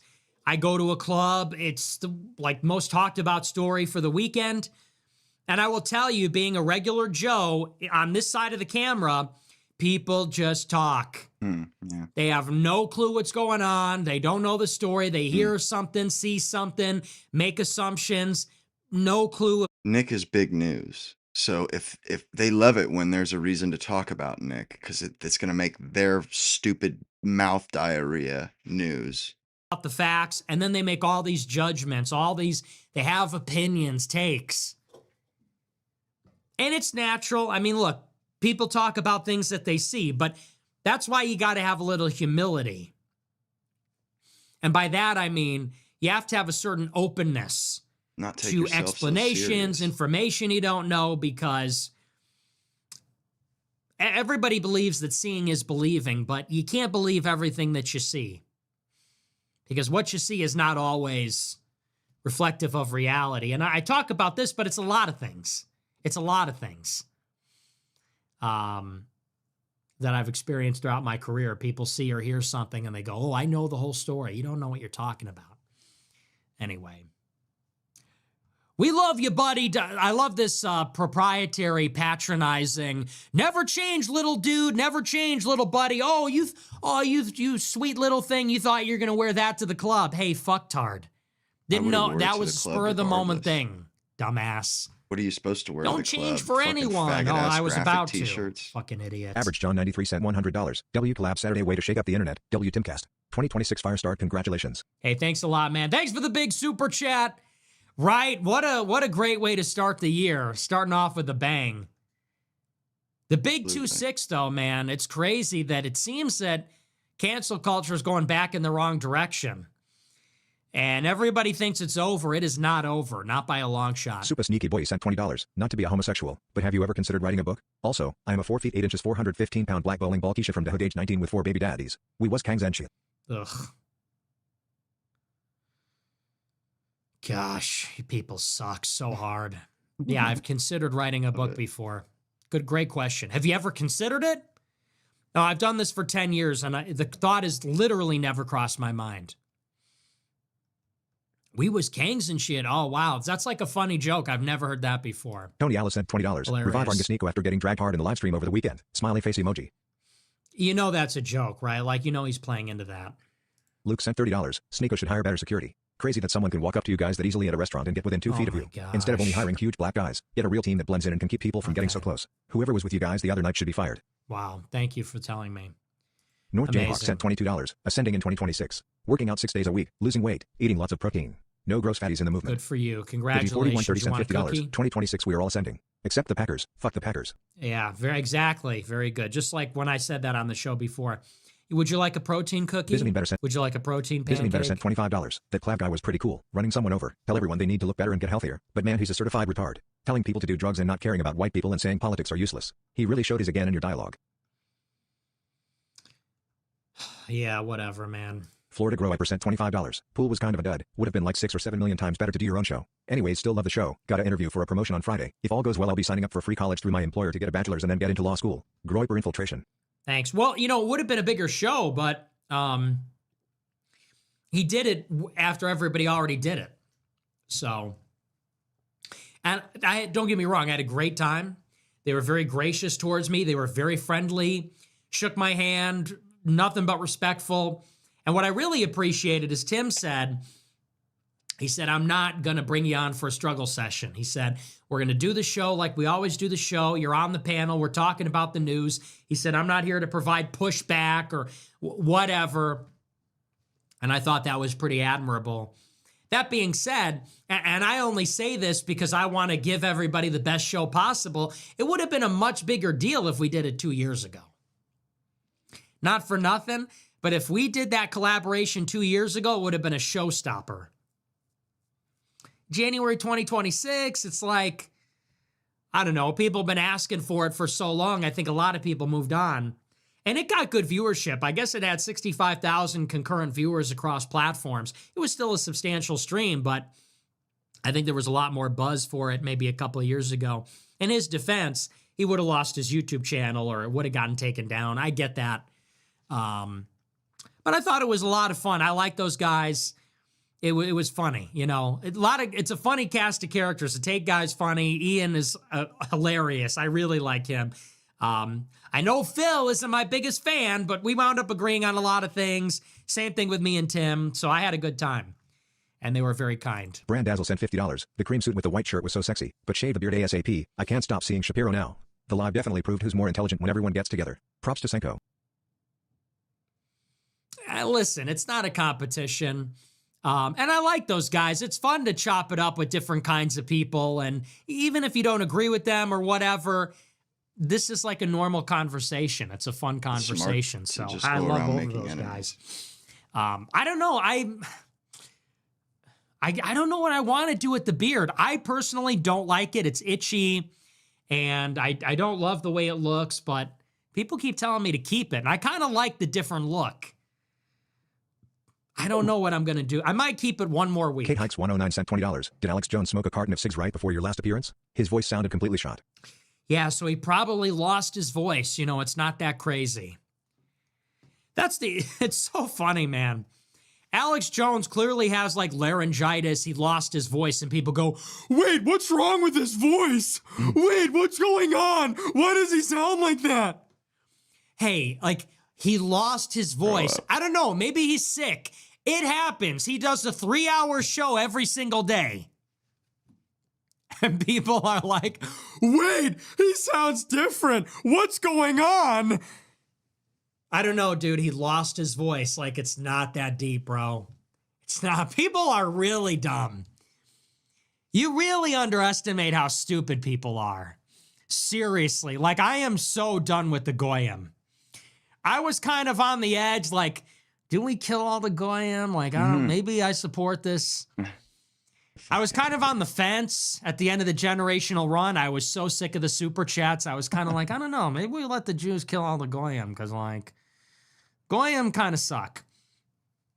So then you're but not damn, our, they are dumb. You're not our champion then, Nick? Did Alex smoke a carton of cigarettes before he started? His voice sounded bad. I don't know, bro. He probably lost his voice. Like, it does happen. I'm sure you've heard of that before. It's not a real puzzle, okay? It's not a Gordian knot.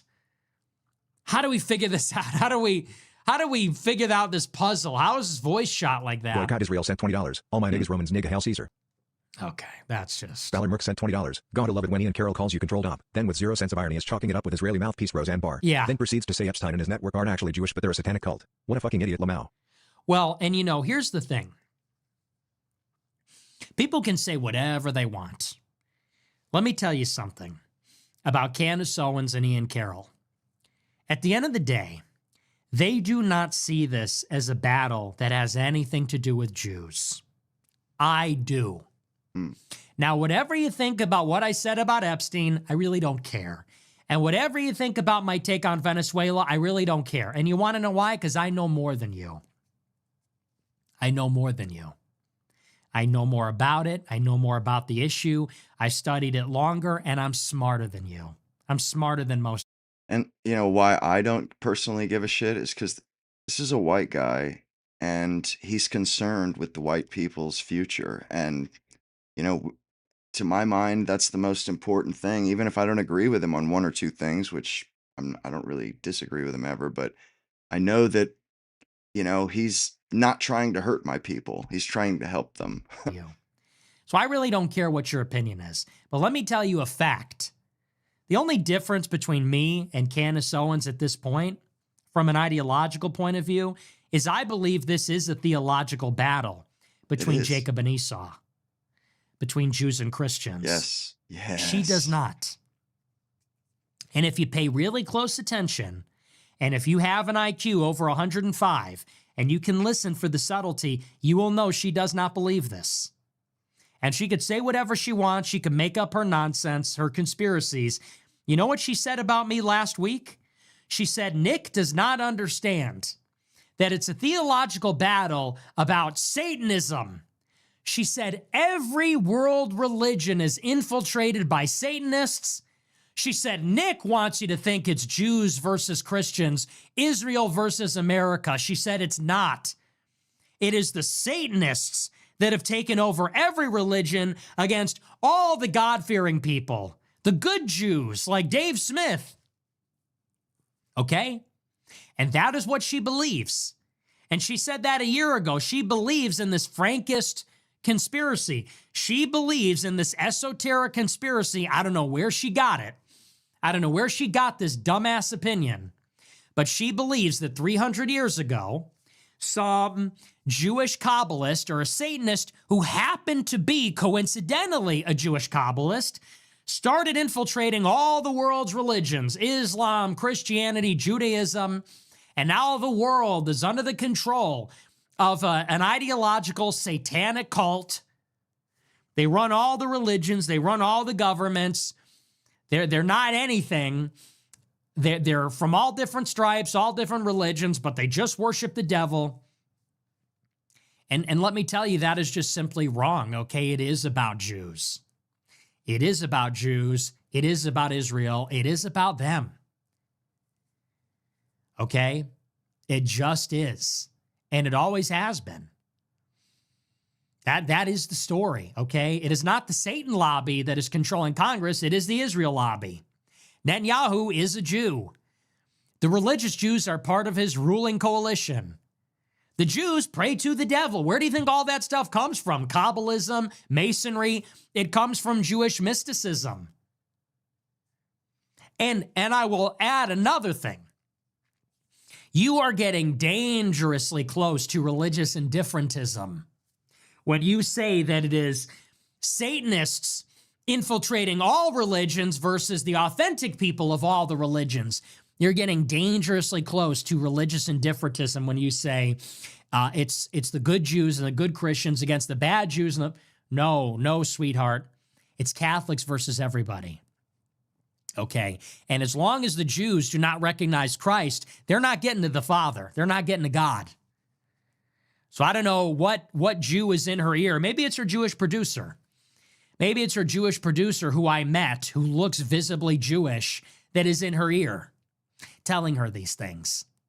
It's somebody that's peddling this nonsense to her. I'll give you... You don't believe me? I'll give you the quote because I actually pulled it from her live stream. This is a quote from Candace's show last week. She said, quote, "This is the kid who sat across from me and said that people that are sub-Saharan just don't have a high IQ." Well, that's true. That is true. She says, "This is a cult. It's a fact. The theology matters more than the politics, okay? The left-right dialectic means nothing until you understand the theology guiding the elite's worldview. And it is, in fact, occultic. It is, in fact, satanic. And these are, in fact, ritualistic." This is low IQ. It's all over. You need but read articles. Fucking idiot. Wow. No grammar here. Blitzkrieg. You need but read articles that are in your face or conduct a minor incursion. Incursion, interesting word choice. Into the history of psychology, which was brought upon our shores. A minor incursion, even to the establishment of Hollywood. It's right there in your face. This is like when a black person learns a new word. Yeah. Is this Kai Cenat an incursion? Oh my goodness. You are retarded. You need but read and incur into the literature. Holy. She's sweating like a nigga trying to read. Yeah. You could tell she need just but learned a read new articles or a few new conduct an words. incursion. An incursion? Do you mean an inquiry? What do you mean by that, dummy? They feel self-conscious because they know that a lot of them are low IQ. So when one is average or a little above average, they feel like they have to go out of their way to show. But it only comes off as being try-hard to us, whereas it comes off to their people and slower people as them being smart. It's kind of sad. What do you mean by that, little girl? Remember when Josh used to say that? What do you mean by that, dumbass? Anyway, she goes on. She says, and by the way, it is actually low IQ anti-Semites like you It's low IQ anti-Semitism, like you call it, to just go, well, that's all Jews. Well. Candace Owens says it's low IQ anti-Semitism to say it's the Jews. Wow. What a revelation. Well, she's been saying this for over a year. The Frankist conspiracy, anybody remember that? When she said it's not the Jews, it's esoteric Satanists that have infiltrated Judaism. The real Jews are actually fine. Okay. This is the same thing. This is a redux. She says, by the way, it's actually low IQ anti-Semitism, like you call it, to just go, oh, well, it's just all Jews. That's why I don't like Dave Smith. I don't like Dave Smith, even though he's completely on our side and everything. It's just him. That's actually what low IQ anti-Semitism is. No, I'm sorry, honey. Dave Smith is not on our side on everything, actually. And I like Dave, and I respect him. And I think he's a good man. He's an honorable man. He has a lot of integrity. He's an honest man. He's intelligent. He's a critical thinker. You know, I like Dave. But he does not agree with us on everything. You want to know why? Because when I went on his show, he grilled me about whether I believe 6 million died in the Holocaust. And he grilled me about why I say horrible, shitty things about Hitler, as if that's evil. Yeah. And he doesn't believe it's the Jews. He does believe it's the neocons. He, like Tucker, believes that you can divorce Jewishness as such, Jewish identity, from the larger issue, which is neoconservatism in Israel. He said, you know, the neocons, the Vulcans, as they're called, are not all Jews. You got Condoleezza Rice, you got Dick Cheney, George Bush. He said, on the contrary, you got Jews like me and Blumenthal and Jeffrey Sachs that are against it. This is what Dave said. So no, we do not agree on everything, and he's not a Christian. And that was the source of our beef. I said, Candace Owens is bringing on Dave Smith. That's tokenism. She brings me on for the struggle session and says, why do you criticize Dave Smith? I said, well, he seems like a token. He doesn't really believe it's the Jews, et cetera, et cetera. Here we are a year later. It's the same thing all over again. Well, you know what, Candace, you're wrong. It is the Jews. And no, we don't agree with Dave Smith on everything, and that's okay. But it is them.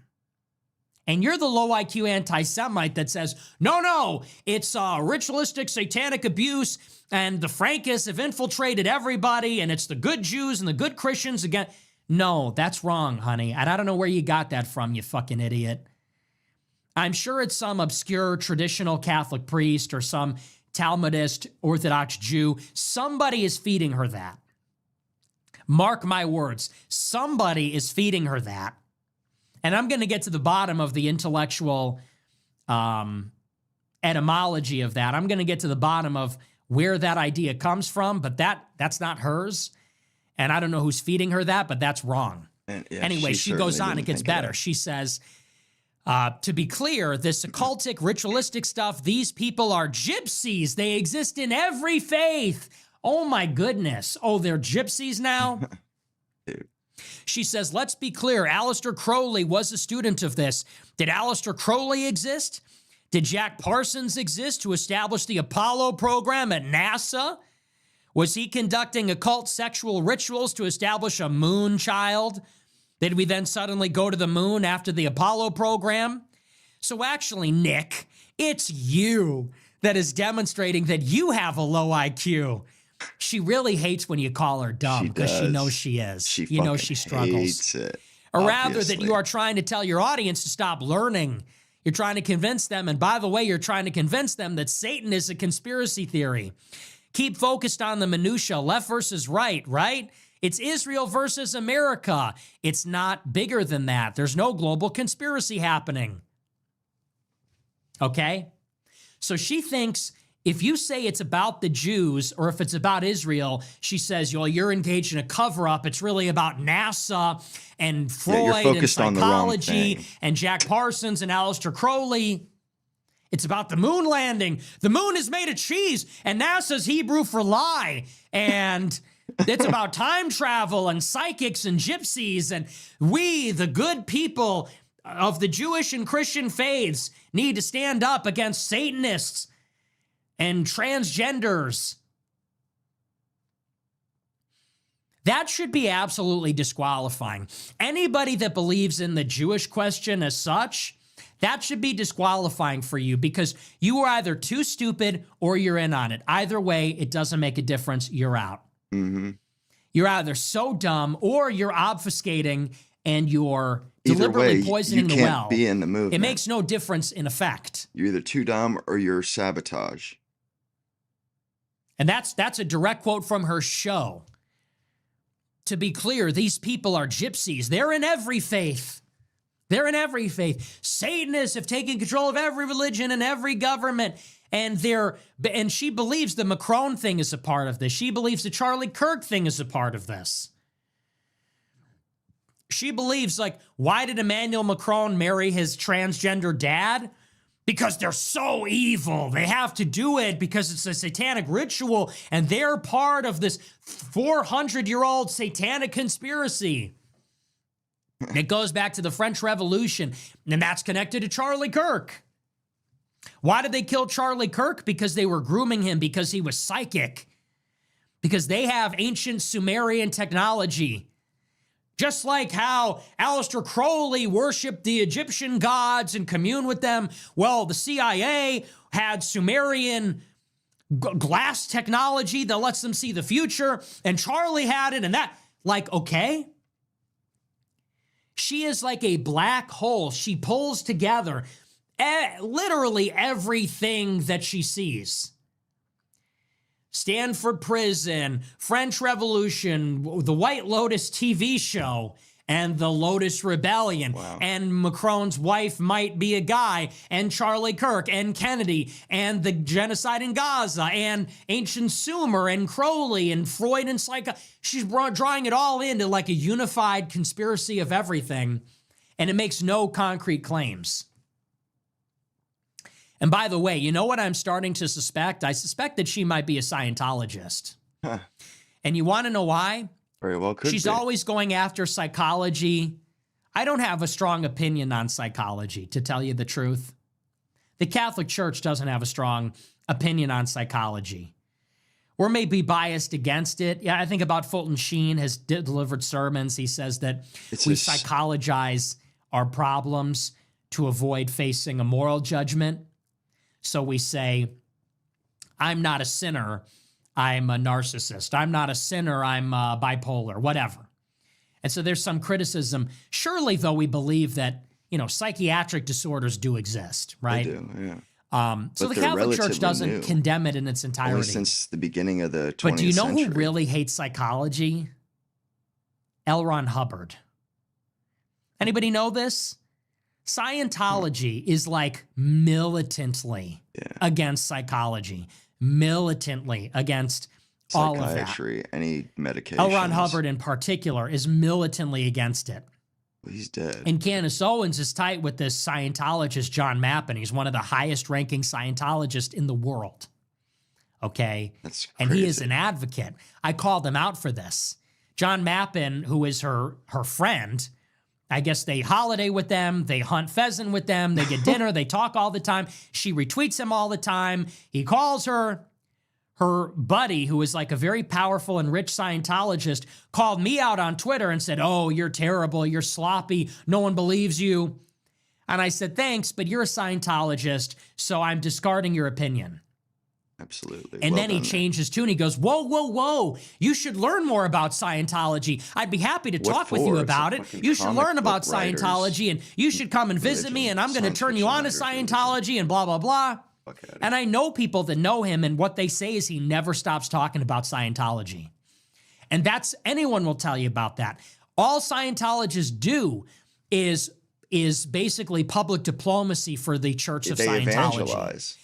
They talk about it all the time. They try to recruit everybody. They're doing like a charm offensive on the world. And so if Candace Owens is hanging out with the Scientologist, she's getting that. She's getting that lecture.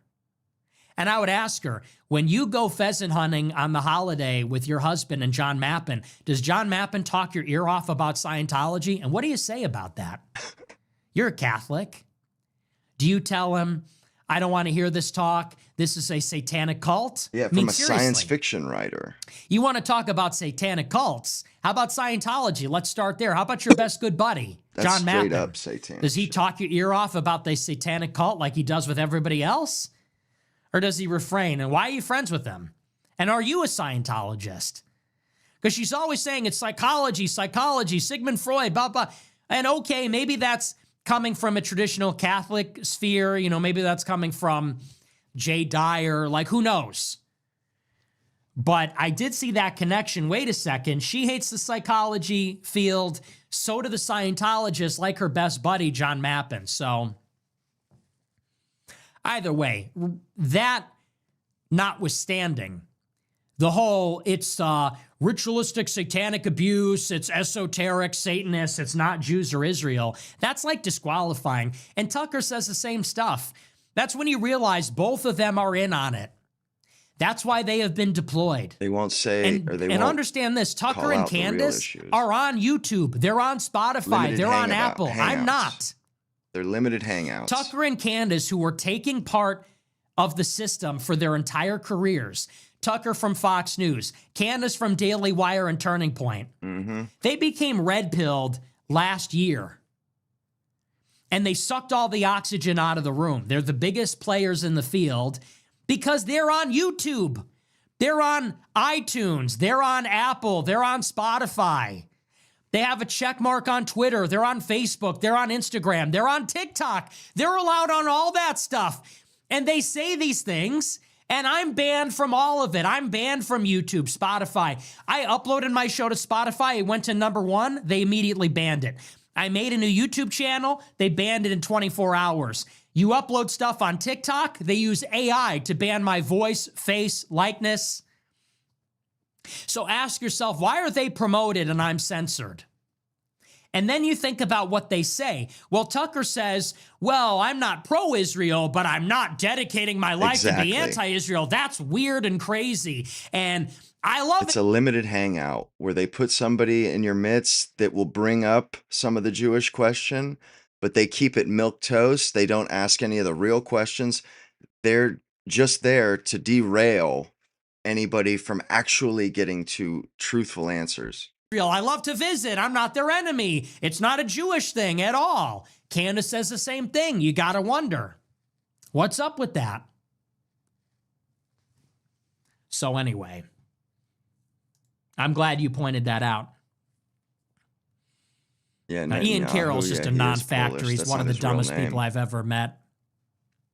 He should just go and get high somewhere. I don't know. Isn't there like a Burning Man festival you can go to? Shouldn't you be up there in the fucking Renee Good autonomous zone? He is such a nothing. I can't wait for him to move on to the next fad, because that's what's coming. The guy's like the epitome of a grifter, totally out to lunch, unimpressive intellect, knows nothing, a total freak. And so he's a nothing. But Candace Owens, she has a platform.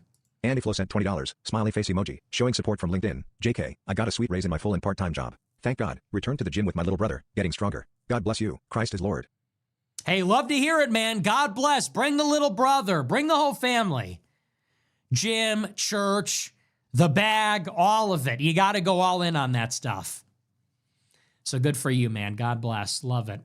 Whippy Groyberg sent $100. Hey Nick, use my warrior dividend to get you some back pain pills. Just watched your last video. Great shows always. Keep the beard. Been seeing a lot of posts with people saying they're going tax exempt this coming season. Your thoughts? I cannot encourage that. I don't think that's a good idea. I can't encourage you to do something illegal. Everybody that's encouraging you to do that, they're not going to be there when you get charged, okay? I wouldn't take a risk. I would not take a chance. You don't pay your taxes, the IRS is going to come for you. And you're going to pay one way or another. So all these people that are getting everybody amped up, hey, everybody, don't pay your taxes. Are they going to pay your legal bills? Are they going to pay the interest when you get shaken down? I don't think so. So I cannot in good conscience promote that, because that's your life, that's your money, that's your livelihood. And when it comes to that kind of stuff, IRS doesn't play. So I'd be very careful with that. Warrior dividend, though, that's funny. Yeah, give me your warrior dividend. William sent $20. Hey Nick, Just recently started watching and I love the show. Any recommendations on what I should feed my kids? Very Rape Sneeko good. sent $25. Rape Hander date. No. Vexine sent Rape $20. neither. Brad is so convinced that you are a closeted homosexual that I think he really wants you. Brad who? Is that Brad Palumbo? Yeah, I remember that guy from, has to have been like 10 years ago or something. Didn't he do some show with that egghead? That girl whose head was shaped like a literal egg? Overplayed sent $25. War rooms help level the playing field. A team of the smartest minds. You should hire a couple of day traders. Okay. Air Therapist sent $20. Red Bull on one hand, refreshing the weather and email app nonstop with the other. We have all been there. We are Chud Fuentes. Okay. Don't take the Jew Gold sent $20. The beard is ascendant. Please do not shave red beard. A rebel yell of your ancestors from time immemorial. Shamrock emoji, green heart emoji, harp emoji, or shave it. Whatever. It's a Too red powerful. beard. He's got auburn Keith hair. Woods was talking to me about that. He said, was My your dad's beard hair always red? color's the same. It is. Yeah, I thought that That's too. how you know I'm Irish. When he grew it out, I was like, wow, this dude is really white, man. And like, I didn't realize it till I saw this beard. And I'm like, and all of his hair is so red. Like, I always had dark hair, but my beard is a different color. Isn't that funny? It's so weird how the Irish bled through.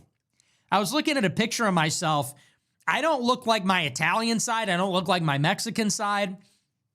I look like my Irish side.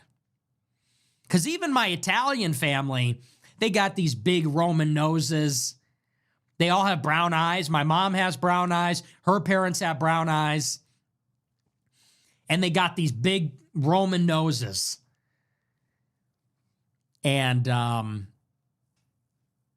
I don't even, I look a little bit like my mom, but I'm far more pale than her. My mom, He's got she's Italian, so she's a Anglo little nose. darker. He didn't have the Roman one. And my dad's a little darker too, as a Mexican. And they both have, my mom and my dad have brown eyes. I came out green eyes, very pale complexion, a red beard.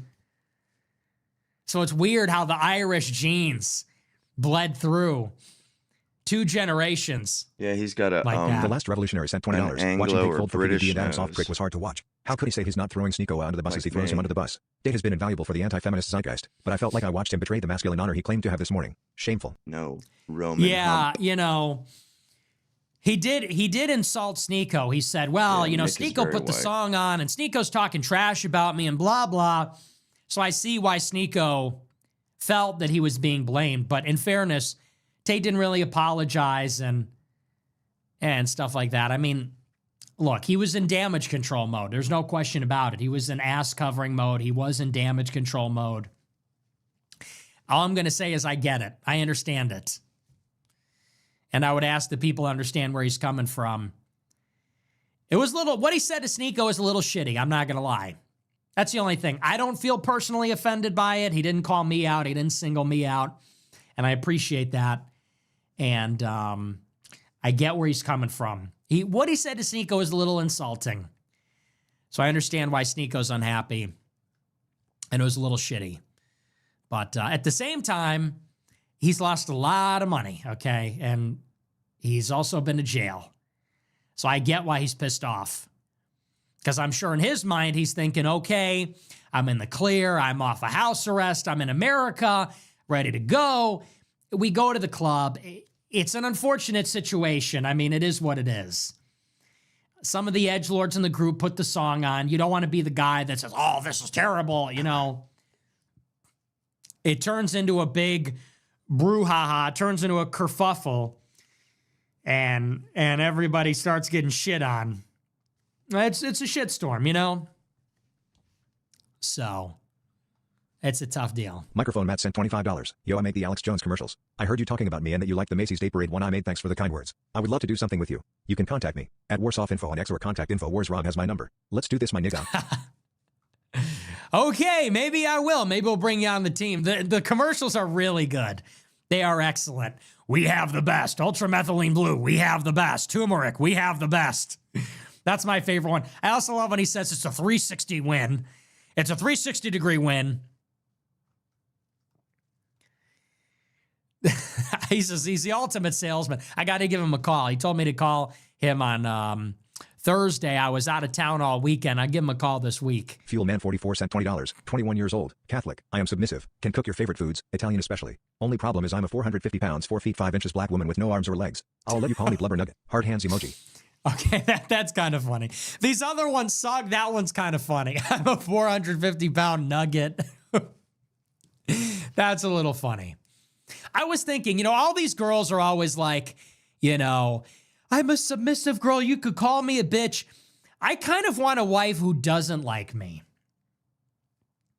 Does anybody get that? Is that out of pocket? I don't know if you guys can relate. I kind of want a girlfriend or a wife that doesn't really like me. I kind of want it to be a little bit contentious.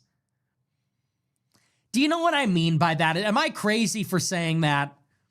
Because if the girl is going to just lay down and be completely obsequious, it's kind of like, well, what's the fun in that? You know what I mean? You kind of want a little bit of the push and pull. You kind of want a little bit of the tension. Where's the sexual tension if she doesn't hate you a little bit? Where's the sexual tension if she isn't kind of mad at you all the time? If she isn't kind of a little bit of a bitch sometimes? Do you know what I mean? I don't know if you get where I'm coming from on this. And I've never had a girlfriend or anything, but I just get that. I just get that sense. So these girls super chat and they're like, I'm a totally submissive. I'll just cook and clean. I won't say anything. I'll just shut up. You can call me a bitch. It's like, but I kind of want to fight. I kind of want the fight. I kind of want it to escalate. And then it turns into like, then you start making out. You know what I mean? You kind of want it to go there where you're screaming. I don't know. Maybe that's crazy. Is that too much? Is that TMI? But that's just me. Push her up against the wall, clothes soaked with rain. You're in the rain, fighting. I don't know. Maybe that's just me. Call me crazy, but I feel like there's got to be a little tension. You have a little fight in you. I like that. So. Shakiti sent $20. Hey, Nick, let me know when you're in South Bend, Indiana. We can go rock climbing. Smile.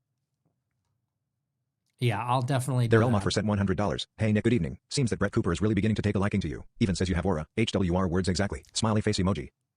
Hey, thank you for the big super chat. Brett Cooper. Oh, she's one of my favorite e-girls. Brett Cooper. She's finally coming around. She said, you know what? Aura. She said me and Stiko have aura. We have aura. Oh, we got aura, huh? Okay. Hey, what's going on, Brett? So Brett Cooper thinks we have aura. She says we're funny. She says I'm relatable.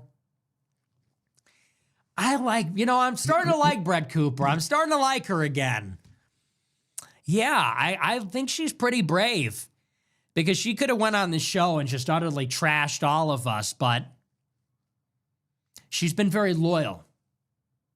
She's been a very loyal groiper. The way she stuck up for me, the way she stuck up for America, I respect that. You can say whatever you want. I respect that. She sticks up for America. She told Randy Fine he'd feel more comfortable in Israel. She said, I'm funny. I like it. I respect it. So she's got some guts. I'll give you this. She's gutsy. She's a gutsy little e-girl. So W. Brett Cooper. What can I say? I guess I'm a Cooper head. I guess I'm a Cooper respecter. I like her show. I sent it to my sister. I said, oh my gosh. You got to see this. So I sent it to my whole family. We had a big laugh about it. W. Brett. Oscillate Wildly sent $20. Faith Merrill like some TikTok edit shipping you and Candace Owens. I think this is her way of saying she doesn't mind if you have a gumma on the side. She might be a keeper. P.S. Happy Feast of St. Sebastian. Oh, yeah, maybe. Bro Wiping Around sent $50. Total Hey, Nick, LARP. I broke up with my stupid girlfriend, so here's $50. Love the show, man. Keep it up. Less than 3. Loker genuinely might put the chrome on the Benz.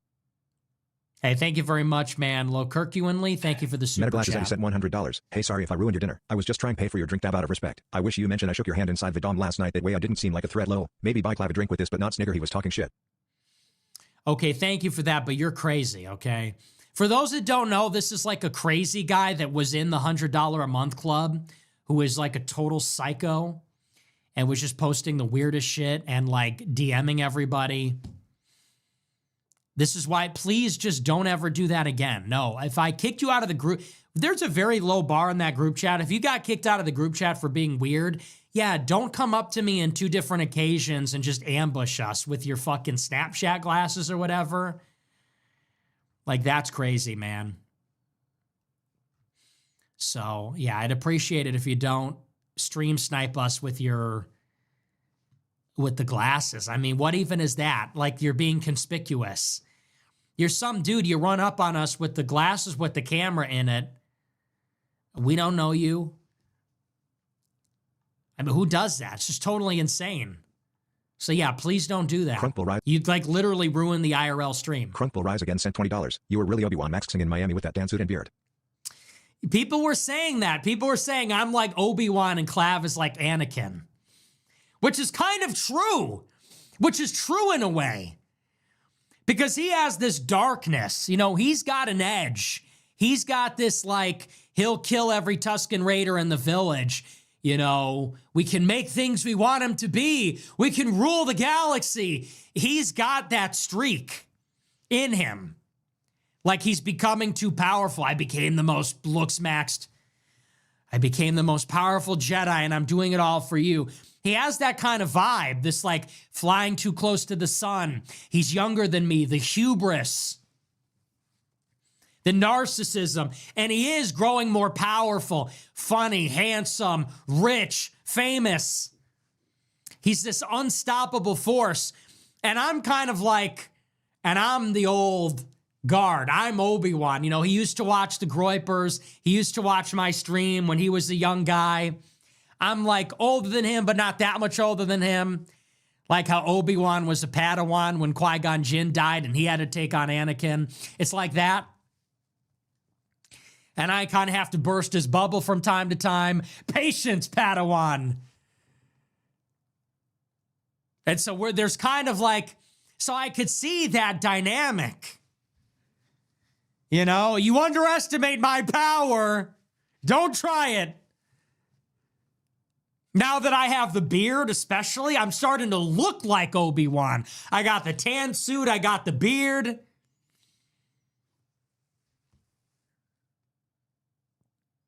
And he's like the hot shot, you know. Hot shot, his hair's darker. He's got like the black hair. The dark suit. Come on. So there's something going on there. Anakin and Obi-Wan, that's very... Sneeko, maybe he's like Mace Windu because he's black. You know, he's the brown one. He's the brown clown of the group. He cuts off Clavicular's hand or vice versa, I guess. Who would be Palpatine in that situation? Some Jewish fixer. He controls Congress and the courts. He's too dangerous to be left alive. Anyway, what are we doing? Yeah, so I'm giving kind of like an Obi-Wan vibe. Who would Sneeko be in that situation?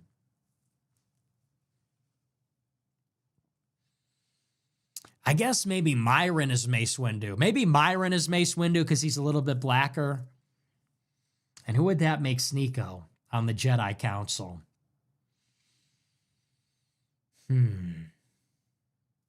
What are the other characters? You got to think about this stuff. I'm not sure. Come back to me on that one. Jar Jar. People are saying... People are saying Jar Jar Binks. Well, that would make sense because we're all on Tatooine together. Baby Clav, Jar Jar, Padawan, Obi-Wan. Maybe Sneeko's Jar Jar. Because Jar Jar Binks is from Naboo. And he's on Tatooine when we all meet together. Sneeko's Jar Jar Binks. So I'm Obi-Wan. Clav is Anakin. Sneeko is Jar Jar Binks. Myron is Mace Windu. Andrew Tate is Yoda.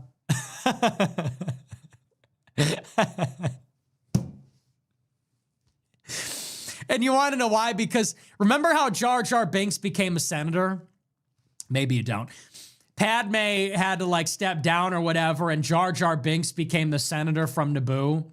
And then he unwittingly gave Chancellor Palpatine wartime powers and became like a pawn in the rise of the Empire. Do you remember that scene in Attack of the Clones? He literally votes in the Empowering Act, or what is the act that gave Hitler absolute power? The Enabling Acts. Jar Jar Binks passes the Enabling Acts for Chancellor Palpatine to create an army and rule for life until the war is over. And so I guess Nico is sort of like a Jar Jar Binks-esque. Like he will be the one that kind of like unwittingly votes for tyranny. he's gonna hate that. I'm baiting him a little bit with that. No, come on now. Mama Grow Hyper sent $100. He's not Jar Big fan of Jar. the show. One of Professor Zhang Shuichen's predictive history theories is that Israel wants to unite all Jews against the world via genocide and more anti-Semitism, like the military strategy of fighting with a river behind them to accelerate end times. Thoughts? Thank you for the big super chat. Yeah, you know, I see where he's coming from on that. I think, though, that, and some of them believe that. Some of them, they believe they have to rebuild this third temple, and so they're preparing for like a war with the world. I think there's a lot of truth to that. And I do believe that Israel benefits from anti-Semitism because if they can create a climate of anti-Semitism in America, it might incentivize powerful American Jews to go to Israel. And if you look at the history of Zionism, historically they have done that. They've created anti-Semitic hoaxes. They do. In Eastern Europe. Nobody wants to live in Israel, in that desert. And people don't want to leave their home countries. They like America. They like living here. They only move there when they're scared sufficiently enough. This last year, they actually had net negative. Like, people left Israel. People left. They had negative immigration. People left because it's a shithole, and that scares them. You know, I honestly don't think they're going to be around that long, but that's why they're doing all this stuff against Jewish people right now. Babylon is what or Mesopotamia is what I mean. They used to call Iraq Mesopotamia, and the Zionists would create these anti-Semitic pogroms in Mesopotamia to get the Iraqi Jews to come to Israel. So history rhymes. You could see that happening here. So there's some truth to that. He's not wrong about Kelly that. Hardy sent $89. Hello, Nicholas. Michael Knowles has video of ice emoji incident. Wife yells, "Why did you have real bullets?" Hear her genuine terror/shock. So these idiots are being paid to protest. Are they also being told, not real police, not real guns? Thoughtful face emoji. Beard lose it. Strong jawline displays power and we need that. Show it. Peace sign emoji. Okay. USA Thank emoji. you for the big super chat. Yeah, well, it's like I said on Telegram, these idiots think it's a game. I mean, they literally think it's a game. And so someone gets shot in the face by a cop and they go, wait, you had real bullets with a real gun? Dude, it's federal law enforcement. They're cops. They're cops arresting dangerous criminals. Of course they have real guns. What do you think happens? You go to arrest an illegal immigrant and they try to hit you with a car, or they try to shoot you or beat you with the shovel. Yeah, you need lethal force. Of course they have federal guns. Agents doing street, but they think this is conducting street Disneyland. They think this is street literally operations. Disney They World, all carry and nothing weapons. bad is going to happen to anybody. They're all LARPing as the resistance. It's just like a big performance. We're going to go and raise up our signs, and all they could do is push us around. It's not a game. Like, people die. People get hurt. This is serious stuff. So, yeah, that just goes to show. I mean, they think it's a game. They don't know how it is. Rosencrantz 22 sent $50. You were talking to Clavin. He was saying he's accelerationist. Too many think they will be on the ruling side of the revolution or that progress is guaranteed. Glad you know the fight is worth it. Well, and you know what it is? The people that have it the best are only concerned with keeping the party going. And I know a lot of people like this. And Ben I'm Shapiro thinking about wants a the party to keep conversation I had going. with another guy who I like. He's a friend of mine. Great looking guy. Very That's wealthy. how you know when somebody is benefiting from the and he's got the a status great quo, life. when they Like, don't want to he's just got change a totally anything. glamorous life. And we're talking about this, and he goes, "What do you think is going to happen to the rich?" He goes, "What do you think is going to happen to rich people?" He said, "Don't you think that somewhere the rich white people are going to go and they're going to create like a breakaway community or something, and we'll be okay?" And I said, maybe, but there's no guarantee. I said, because what if everybody kills the rich people? Yeah. Like a lot of rich people are going to die. Yeah, and where are they going to go? If the society collapses and there's a war, rich people are going to get kidnapped, assassinated. This is where the rich people go historically from all over the world. If they can't come here, they're fucked. They're fucked. Killed in random acts of violence. I said, like, in a scenario where order breaks down, I said, everybody is in danger. Nobody is going to get a golden parachute. Why do you think these billionaires are buying, like, nuclear missile silos and building fortresses in them? It's because when the shit hits the fan, like, they need a literal fortress. They're going to pull up the drawbridge and go to a modern castle. I said, so, you know, these rich people, they're protected by security services. They're served by a peasant class. You never know. And so a lot of these rich people or people that have a glamorous life, they say, well, I'm just worried about, you know, protecting my lifestyle. I'm just worried about getting the best lifestyle, making sure I can keep this lifestyle. I don't want to get involved. You know, but, and this is what I said to Clav. I said, if you are serious about keeping the lifestyle, you got to always think about survival. And survival can be a convoluted thing, meaning that as you get rich, famous, powerful, as the political situation changes, you need to take out an insurance policy. You know, it's easy to make a couple bucks. It's easy to make a splash if you want to keep it. That's hard. If you want to have enduring influence, wealth, whatever, you need to anticipate changing times and circumstances. You think about like the gangsters that made money during Prohibition, and a lot of them went extinct because they didn't anticipate that Prohibition would end and the government would crack down. And, you know, there's been a lot of things throughout history. Well, think about it like this. You see the Somalians, what did they do when they got money? They bought Ferraris like fucking retards. You can tell they've never had money in their lives, or their people haven't ever had money. What do the Jews do when they get money? They subvert power. They start buying politicians. The Somalians, they start pissing it away on jewelry and shit. And that just shows you the difference of what attitude can do, and how, you know, you have to be clever. People think they're untouchable. Savings and loans scandal, the dot-com bubble, the boiler room, Wall Street stuff that was going on. You know, it's like, it's funny because these are like, they think these are these guys' heroes, the Wolf of Wall Street, you know, that kind of thing, this conspicuous consumption, obscene wealth. You know, people look at that kind of stuff, the new money, and they glamorize it, but they fail to learn the lesson. What happens to the new money? What happens to, you know, the Novo rich? What happens to these people that are getting all this money so quickly? They always go extinct. Mm-hmm. Why? Because they can't see the forest for the trees. They get lost in the sauce. They don't pack the gear. And so they start thinking the good times are never going to end. They get insecure and anxious about losing what they've gotten. And that drives, I think, maybe more recklessness and carelessness or whatever. And so if you want to become old money, you got to think like old money. Mm-hmm. Yep. And old money, it's like in The Great Gatsby. You know, they're different. They're not like us. They're different than us. And you got to have a mind towards, how do I protect and preserve my wealth, my influence? How do I have longevity? You know, the real power, the real money, it's not flashy. Mm-hmm. They don't want all the attention even. No, they don't. That's the opposite. They actually want to blend in more. Like in Oppenheimer. Amateurs seek the sun, get burned.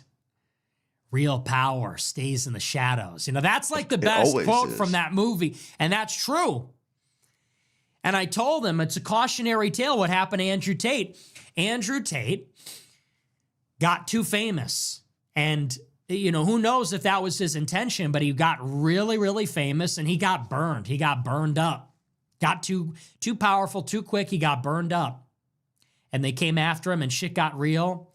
And he didn't have an exit strategy. And who would? I'm not saying that. He's not dumb for that. It's like, who anticipates your little clipping Discord is going to turn you into the most famous person ever?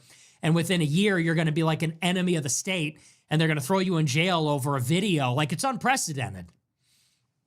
And they even knew that. They thought they were paranoid, but they knew stuff was going to happen. Yeah, because they were running a fucking But that is the mistake that sex people ring make. or a porn So ring. you got to be smart. Like, what were they thinking? Got to be smart.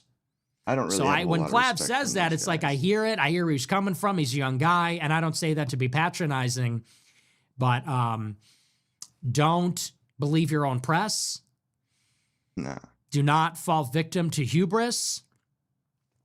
Hubris is so real. It's almost just like a tangible thing that exists in the world. Like, I believe that. Pride. It's just like pride. You know, hubris, people think it's like a synonym for, I don't know, arrogance, exuberance, like whatever. It is like a tangible thing that exists. It's like And not it's like it's the it's lack like a of status humility. effect. You know, like if you're drunk in Fallout or you're like hit with poison or something, it's like a status effect. If you have it, you are inviting destruction. You are begging to be destroyed. And so you have to keep that out. Ego is the enemy. And you can play it up.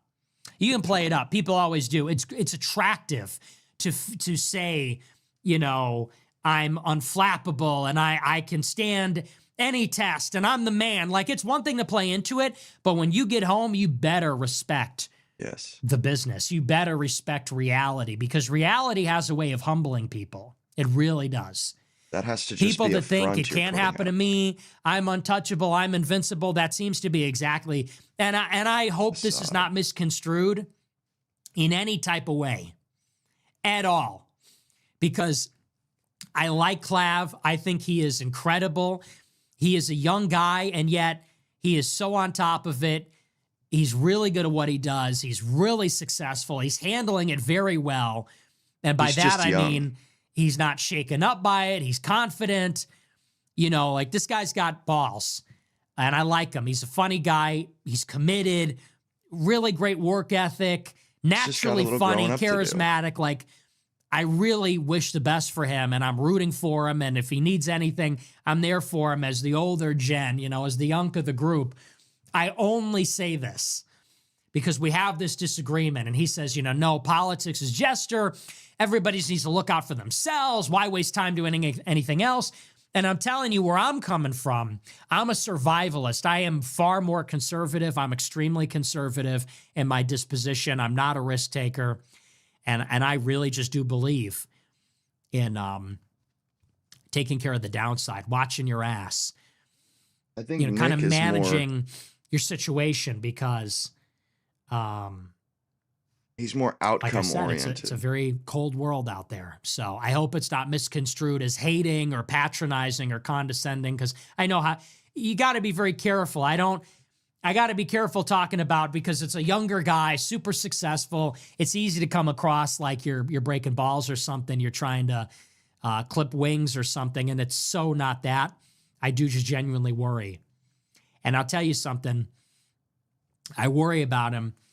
When I saw him point a gun at that guy, and when I saw Clav run over that guy with his car, I thought, fuck, man, this is really bad. Like, he's going to get screwed by this.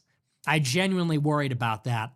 And I think he was lucky that he got out of those situations without getting charged. But it's like, a couple of those things happen. You got to be careful, you know. And it's hubris that leads to stuff like that. Yeah. Split-second decisions change your life forever. Yep. And you make decisions like that when you're in a mindset where it's like, I can do anything. And you might think it's misfortune. You might think it's unlucky. I've been in situations like that too. But it's a mindset. You got to be very careful about that.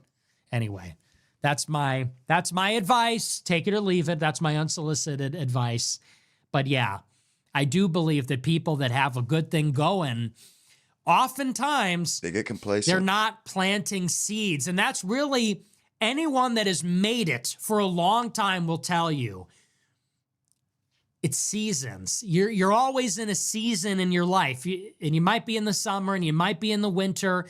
If you're in the winter, you got to have the hope that better times are ahead. You got to press forward. You got to keep going if you're in the winter. If you're in the summer, plant seeds. Plan for the winter. Because the winter is coming. It always does. That's life. Good times, bad times, ups and downs. Yep. What goes up must come down. And what goes down And must so come when up. you're in the summer of your life, when you're in the season, you got to prepare for the next turn of the cycle. That's not trying to be pessimistic. It's Great- not a put great down, but it's advice. just, that's how I live my life. Me too. In the summers, Me too. I'm very careful and I don't go all out. I invest. I think about Modesty the future. is the order of the day. And in the winter, I push through. I talk myself up. You know, that's life. And if you want to be successful, you got to be a man of all seasons. I like Real that. shit. I like that. And that goes with everything. That goes with the market. That goes with friends, politics. It all goes towards that. Because life is long. You know, it feels short, but it's long. It feels short in the moment, but it is a long life. And I haven't even lived a lot of it. I've only been in this for 10 years, but it feels like a much longer time. And, you know, you want to be there year over year. You want to be increasing. You want to have sustainable success. You got to think about these things. You got to think about unpredictable things, worst case scenarios. It's life. Anyway, just a little piece of advice from Obi-Wan. Just a little piece of advice from Ben Kenobi. Old Ben. Old Ben that Kenobi. old kook. That crazy guy. What's he doing? That's me. Static Squishy sent $20. So much motion, man. Keep going hard, AF man. God bless you. Hey, thank you, man. God Botanicals bless. SR sent $20. Usha Vance has announced that she's pregnant with another Indian baby. The browning of America is inevitable. Nicholas J. Fuentes, if you can hear us, please save us. No one is more personally committed to white genocide than the Vance family. I'll say that much. EHC Roller sent Exactly. $20. 2025 was the Exactly. That's generation what I've run. been saying. But in The guy's a 2026, we are race headed straight traitor. towards the mountains. We are the Penguins. And we are going towards the He mountains. hates white people. I saw truly. that. Someone sent me that. It's kind of Renee funny. Good sent $21. I love how your entire show is trashing Jews, but then you compare Italians to them like it's a good thing. To be like Jews? Huh? I'm proud to be British. We built the modern world you currently live in. The Romans were not Italians. We don't like It Jewish is like a people. good We thing, can but you wanna know acknowledge why? that Because they're great. The Jews and Italians were both like little schemers. You know? We're both very verbal. We're both very race loyal, tribalistic, gangsterish, clannish. We're both big talkers. Very smart, We both too. invented banking. We both invented law. Jewish law, Roman law. Jewish banking, Venetian Think banking. about the Medicis and in We're Venice. similar in that regard. And, you know, they the were in biggest Florence. charge that the Jews have against the Goyim is that we're dumb, that we're obtuse, we're stubborn, we're sort of dull-headed, stubborn, maybe too caught up in honor and things like that. And so we wound up getting undermined. That's the Jews' criticism of the Goyim, and I do see that. I see that among Northern Europeans. They're kind of bullheaded, and they have too much pride. They say, well, I'm not going to do that. I would never do that. I want to die in battle and go to Valhalla. And the Jews don't have that. They're survivors. And, you know, I know that that's a reason that they're criticized, because they're kind of shameless, desperate, craven, willing to say, do what it takes. But you know what? They're survivors. And in the world, you got to be a schemer. And I think Italians understand this. Italians have a similar old world sensibility. I think about my grandmother. I think about that side of the family. And they were, I don't know that they were schemers, and they had a pride in a certain sense, but they had kind of like there's this realism. They have this old world wisdom. You know, my grandmother had so many sayings and so much wisdom to impart about life. They're not naive people, and they're survivors too. I mean, my Italian side, we used to say we're like cockroaches. They used to say the Kairos are like cockroaches because we've really been dealt a lousy hand in many generations, but we're survivors and nothing kills us. And we succeed in spite of it. And that's because we're hustlers, we're schemers, thinkers, artists in some cases. And I think the white man needs a little bit of that. The white man needs a little bit of that kind of intelligence, Because let's be real, white people have been losing. They've been losing. And white people are maybe egged on to go to war with each other because we're beating our chest. Well, we're going to go to war and it'll be a splendid little war and blah, blah. And we killed ourselves. And even now, people are so filled with pride. We have to be a little bit more subversive. So it is a good thing. And Romans were not Italians. Hey, where the fuck do you think Rome is, idiot? The Romans were not Italian. Where do you think Rome is? Find Rome on a map for me. Tell me what country it's in. Tell me where the Roman polity came from. Where did the Etruscans come from? Where did the Greeks have colonies? Like, seriously. I love that. The Phoenician fucking colonies, okay. You fucking moron. They basically $100. settled the entire Mediterranean. $20. $1 million. The club is a peak experience. Lil Wayne is the GOAT. Went over yay. Really? Yeah, I think that's, well, not over yay, absolutely not, but there was some Wayne in there. Rosencrantz 22 cent $20. Did you ever give your thoughts on the cookie files? I saw the cookie files. Who cares? Who cares anymore? Fuck all that noise. You know what I mean? Go hard, Nick. Who cares? I like Cookie King. Cookie Goat. He put it on a t-shirt. Good for him. Who cares? Pythias sent $20. Is Trump creating Greenland hysteria in order to kick the U.S. out of Europe and pivot to Asia? The official explanations for this do not hold up under scrutiny, and I don't think he has the power to follow through on the threats of invasion. You're an idiot. I love the... Yeah, it's always a conspiracy. The official story doesn't make... Yes, it does. And that is the dumbest thing I've ever heard. No, there is no 5-dimensional chess, you fucking idiot. Fuck off and kill yourself. Gabriella Kamaj sent $20. Nick, God bless you if you could... Yeah, bro, it's all 5. Nothing is as it seems. Yes, it's all 5D chess. None of the official story makes sense. Yes, it does. If you know anything about Trump, one, it is a vanity project. That's literally what it is. Trump wants to make America bigger so that he could say that he did, so that it's in the history books. It's vanity. That's one. Two, yes, it does make sense from a geopolitical point of view. That's the consensus. Three, that does not extricate us from Europe any faster. That's totally overblown. They do not hold up under scrutiny. Yeah, they do, dummy. I love that. People just say, they just say anything. Gabriella Kamaj sent $20. Nick, God bless you if you could say happy belated Abby C. I'd be really grateful. I'm not doing that. JLP012 sent $25. Hey, Nick, what do you think about doing a fan design contest for the merch store? Open subs for 1 week. Fans submit. You pick your top 3 designs and let fans vote on the winner. Could be fun. Sounds dumb. McNason sent $20. I started to follow you after your episode of Sam High TV. Since then I have been steadily drip feeding your red pills at work. Also have began to explore faith. Going to church for the first time Sunday. Good. Love to hear it. Renee Good sent $20. Would you say objectively liberalism has failed in America? In which ways has it succeeded or has been a net positive for us? What is this, like a AP question? Name the ways in which liberalism... Watch the show. Sent $20. You need to chill, brother. How many marriages have you put on the rocks? Josie the redheaded libertarian was fawning hard over you today. Couldn't keep eye contact. Kept fixing her hair, biting her lip all while you tell her she needs to STFU and stop voting. Save some of that pussy for their husbands, would you? Stop. She's Catholic. She's got kids. That's just made up. I think it's just that I'm a controversial guy. People get me in a room. I don't know. Maybe they get anxious because they know it's a big interview. But come on now. Greedy sent $20. Nick, if you could expel one group first from America, would it be the Sephardic or Ashkenazi Jews? It would be women. Gas Willie sent $20. Yes. Greater than Be Me, greater than Stand There Awkwardly Drinking Red Bull, greater than the DJ plays my favorite song, greater than the sun squares and underscores. So underscore bad.jpg, greater than start to crack a smile. Yeah, yo, Gorny Brown Brown ass up. Broken Hearty Mosimo sent $25. 1 year ago today, Trump rug pulled me out of the $60,000. I had $1 Trump. Up until the hour he launched the Melania coin, which tanked the price from $75 to $25. I was actively buying more, but the Solana traffic saved me. Transactions were pending for weeks on Coinbase. The immense dread I felt that Sunday. Check. Mosimo sent $25. 2 halves. My phone and seeing my entire life savings. I'm 23. Dropped by 66% was like being our underscore pet. In the end I hardly broke even. My DCA was about $45. I stayed awake for 3 days watching the chart. Badly burnt, bruised, violated. Ended up paying $35,000 plus for my Trusted the Plan award.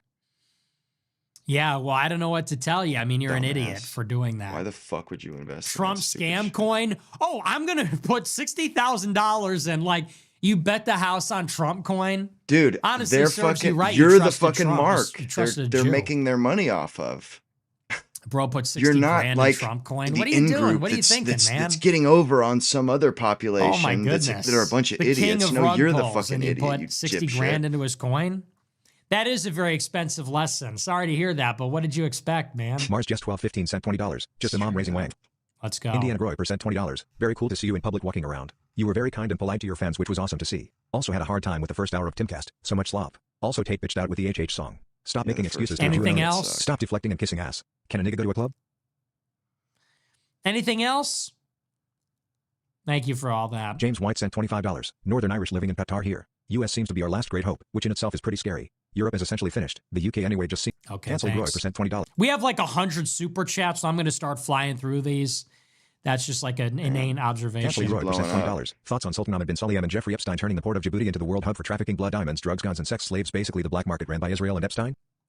I'll have to look into that. I never heard that. CRC 1492 sent $20. Thoughts on the Essequibo region in Venezuela? The offshore area of this region has all the good oil discovered in 2015. China has a 1/3 stake offshore we should confiscate. EU uses this till 2 minus 35%. We talked about it on last Monday's Nick in a show. suit running at full speed down the streets of Miami. Groy % $30. NHH. I could be your grandma sent $25. Hey mister, you could be my grandson. What did your wife brothers think about your beard? Sneeko liked it. Clav didn't. Clavicular did not like the beard. He told me to shave it. Yeah, well, he's... That's kind of the veto. I mean, if the looks maxing goat says, and it was no hesitation. He's like, get rid of it. I was like, okay, man, maybe you're right. I mean, it's a science. He's got it down to a science. Titus 96:31. Then again, I'm Obi-Wan. Titus 96:31 sent $20. Hey man, as a Jew by blood but Christian by faith, I love you man. I have been shunned by my family and you help me get through it every day. I'm sorry to hear that, man. But it's worth it for the truth. You know what Jesus said? He said, let the dead lay with the dead. Yes, I mean, let this the dead happens in bury the their gospel. dead. They say, I want to go with you, but, you know, my father's back home. And Jesus says, let the dead lay with the dead. And by that, he means the spiritually dead. And it's difficult, but that's what we're called to do. It's Christ first. I was talking to a friend of mine the other day who does not believe in Jesus. And he said, well, you know, I believe Jesus was real and it's a compelling story. He goes, but I don't believe in the resurrection. I said, I don't know that I could believe in anything else as long as Jesus Christ exists. I don't know how you can live in a world where the gospel exists, where the account of Jesus Christ exists, and believe in anything else. Everything else pales in comparison. Everything else looks stupid and silly by comparison next to the gospel. You could not believe in the gospel if it didn't exist. And you could believe in some other thing like Taoism or Hinduism or whatever, whatever non-dualistic Eastern thing. You can believe in humanism or science. But in a world where that account exists, I don't know how anyone could not be drawn into it and attracted to it and deeply inspired by it and for it to literally fill your spirit. I don't know how that happens. And whatever you think about the denominational stuff and whatever, but to read the gospel and not to just see it is the truth. Yeah. I don't know how you don't see it. And I don't know how in a world where that exists, you could be drawn to any other explanation, any other faith. I'm going to choose that other explanation. I'm going to choose that other thing. With Jesus, there's no side you can be on. I'm not going to be on any side that doesn't have Jesus Christ in it. Absolutely. So Christianity didn't start It's the most with important thing in the world. Kim Stay Harden sent $20. Like, that Epstein quarter zip is fucking heater. I'm rocking that shit everywhere. Islam. They literally had to Glad you fucking like it. Holly's mom sent $25. threaten you know with it was just murder. you didn't get the invite. to get Hey, you to if she were in the club, we'd have a good time. convert. But the thing is, you go to the club and the people are what they are. Everybody clowned on me because they said, I'm going to bring some girls over. And I said, please don't. I'm good. Because it was embarrassing. Clubs are embarrassing. That's not my scene. Nick was the only one that I felt like And shit, you got girls there and they're that I all could half relate to. naked. And He's the only one that I thought had dignity. for some people, they get a real kick out of that. They want to go to a club and have some escort come up to them and tell them how great they are. And it's like, I don't care. What we all women know think, what to this be is, though. honest. The women there are parasites. The women there Yeah. are gross. They're looking to get lit, and then they want to go home with some rich guy or some famous guy or whatever. And they're ran Anytime- through. If you're a girl in a club and you're grinding up on some famous guy, it's because you're a clout-chasing hoe. And I don't know, some people get a big kick out of that. I'm going to be, and it's funny because you think, I'm going to have this girl tonight. They're thinking, I'm going to have this guy tonight. It's only just your turn on the carousel. Yep. It's only just your turn on the carousel for the Any guy that isn't about his purpose, or that his purpose isn't about achieving goals, uh, getting to where he wants to go, creating, building, that guy's a fucking cuck beta loser. And those guys that are at the like, you know, to wanting to talk to women, their purpose is women. That is the most beta cuck purpose ever. Even women think that's a beta cuck purpose. Men should be about what like manly shit, creating, achieving. The women thing is just a byproduct of kicking ass. girls, these parasites that are looking for some rich or famous person to ride. And people think they're a big shot for that. That does nothing for me. Yeah. And you know, people think I'm turning them out. No, you're getting turned out. You're getting turned out by some opportunistic parasite. With a peace sleeve. And they're frumpy anyway. They put on all their makeup and everything like Try that. hard. They're in their mid-20s, throwing themselves at you. And people go, I'll settle and take literally anything. It's like, I'm not into all that. They're a bunch of children. Take care So of I'm like, me. yeah, Take please care of me. don't. I'm good. I'm here with Andrew Tate. I'm here with Clav, Sneeko. I don't want some hoe in my ear. Focus on me. So not, like, where not you creating. from? Like, man, like, get the fuck out of my face. You know who you're talking to? This is why Nick is my dude. Why I identify with him like But I do. anyway, that was my experience in the real. club. It's not for me. You know, I'm not an extrovert. I'm an introverted guy. I like to just blend in. I'm a bit of a wallflower. I'm hanging out, sipping my Red Bull, taking in the whole scene. You want to bring the girls over, dance with them, that's your prerogative. I'm not there for all that, you know? Gnome Groid percent $20. Glad you're safe, my excellency. Sneeko was badass the way he was going to get in a shootout to protect you. That shit almost makes me feel bad that I'm going to rape him. Sneeko's a great friend, man. He is really